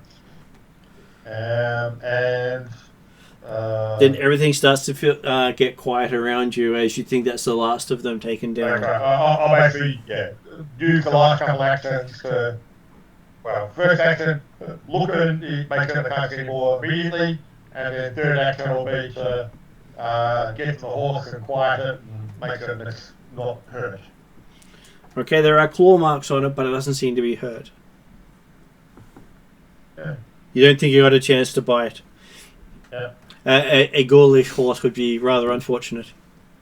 It'd be like ghoulish dogs. I'm gonna say we Oh, have the zombie zombie dogs, dogs. They are zombie dogs, not ghoulish dogs. Zombie dogs generally don't make other zombie dogs, but a ghoulish horse might make other ghoulish horses. Okay, so you seem to be out of... Why did you guys put the horses in the stable, in the barn before coming inside? That's where the ghouls came out of. Okay, so yes, you're all now out of combat. None of the horses were injured. Only the one that had the ghoul land on top of it. Fandra will heal that one. And Sparky is being headbutted by his pony. I'm just sitting there and taking it as well. But I'm just going, So yes. I kind of at the start realised, this pony, okay. Yeah, that's right, yeah. It seems your pony was unharmed in the whole situation. No way. You're just that lucky. I stroked the mane of the pony going, good pony. You did well. Notice. I don't that pony know will if your harm- pony. I don't know your pony likes being called good. He knows what I'm saying to it right now. I'm pretty sure about that. Notice that ponies will harm in the making of this campaign. That's right. So yes, That's right. But that's because there's never been any ponies in this campaign. That's true. Am I just stroking with like the air at the moment, am I, or not? Oh no, you are stroking a pony. Okay. You believe there's a pony here, so there's a pony here. Okay. And as you stroke the pony, you feel a kick inside you. Can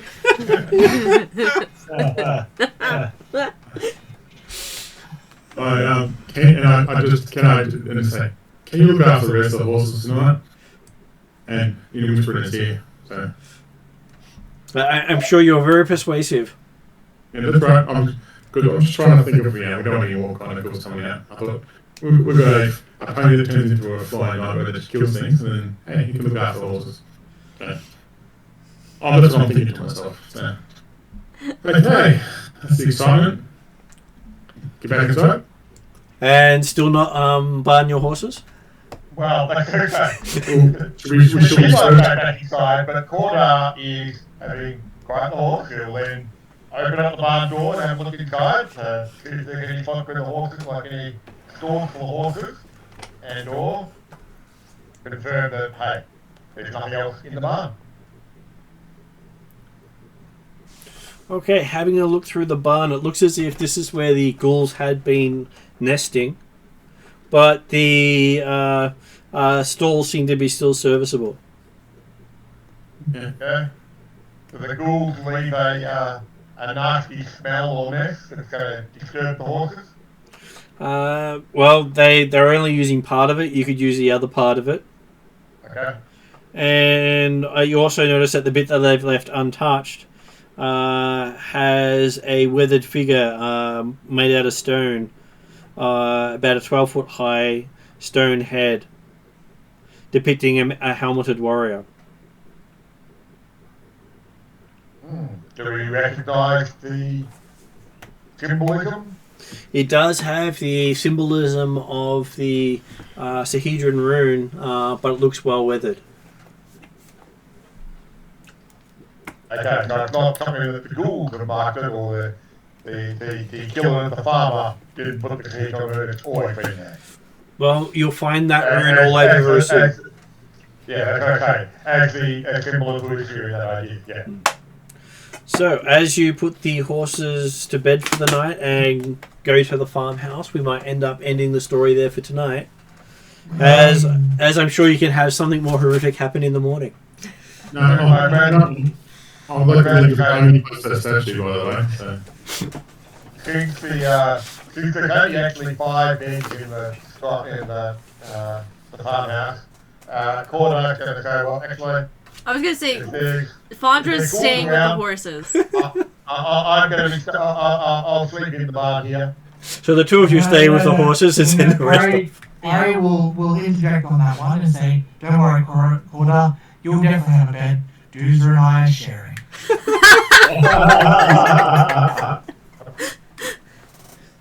If that's the case, I'm going to join him in the barn too.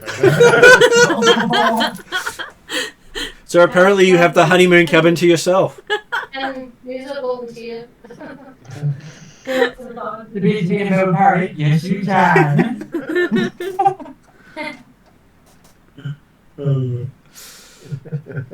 Okay, well, have a good night then, all. Yeah. Oh, don't worry, Parry definitely will. Thanks for letting me join you guys. Corda's thinking, well, hey, finally got rid of Harry now. He's going to won't survive the night. I'm sure Duke will be his deck in the morning before morning. But don't worry, I'm sure Parry's into that. Yep. He's got the entire book on it. Yeah. That'll just make it easier for Duke to carry through. Okay, so good night, everyone. Good night. Thank you very much, everyone. We won't be having a Great game to on meet you. in a fortnight because I have a show on. I'll see if I can arrange another night, but we'll have to see how we go. Tweety. Okay, so we're not doing Pathfinder 2 weeks from now. Yeah, not 2 weeks from now. All good. I'm stealing Martin away. We're gonna go to a show. Seeing a Lord of the Rings symphony. Yeah. Good. And look forward to seeing you then on Tuesday. Yep. See you good. Tuesday, or see you guys whenever I play you next game. Okay. See you Good night, later. all. Thanks very Are much. you guys down for that one? Yeah, we can. I'll put it into end credits, and then we can chat after that.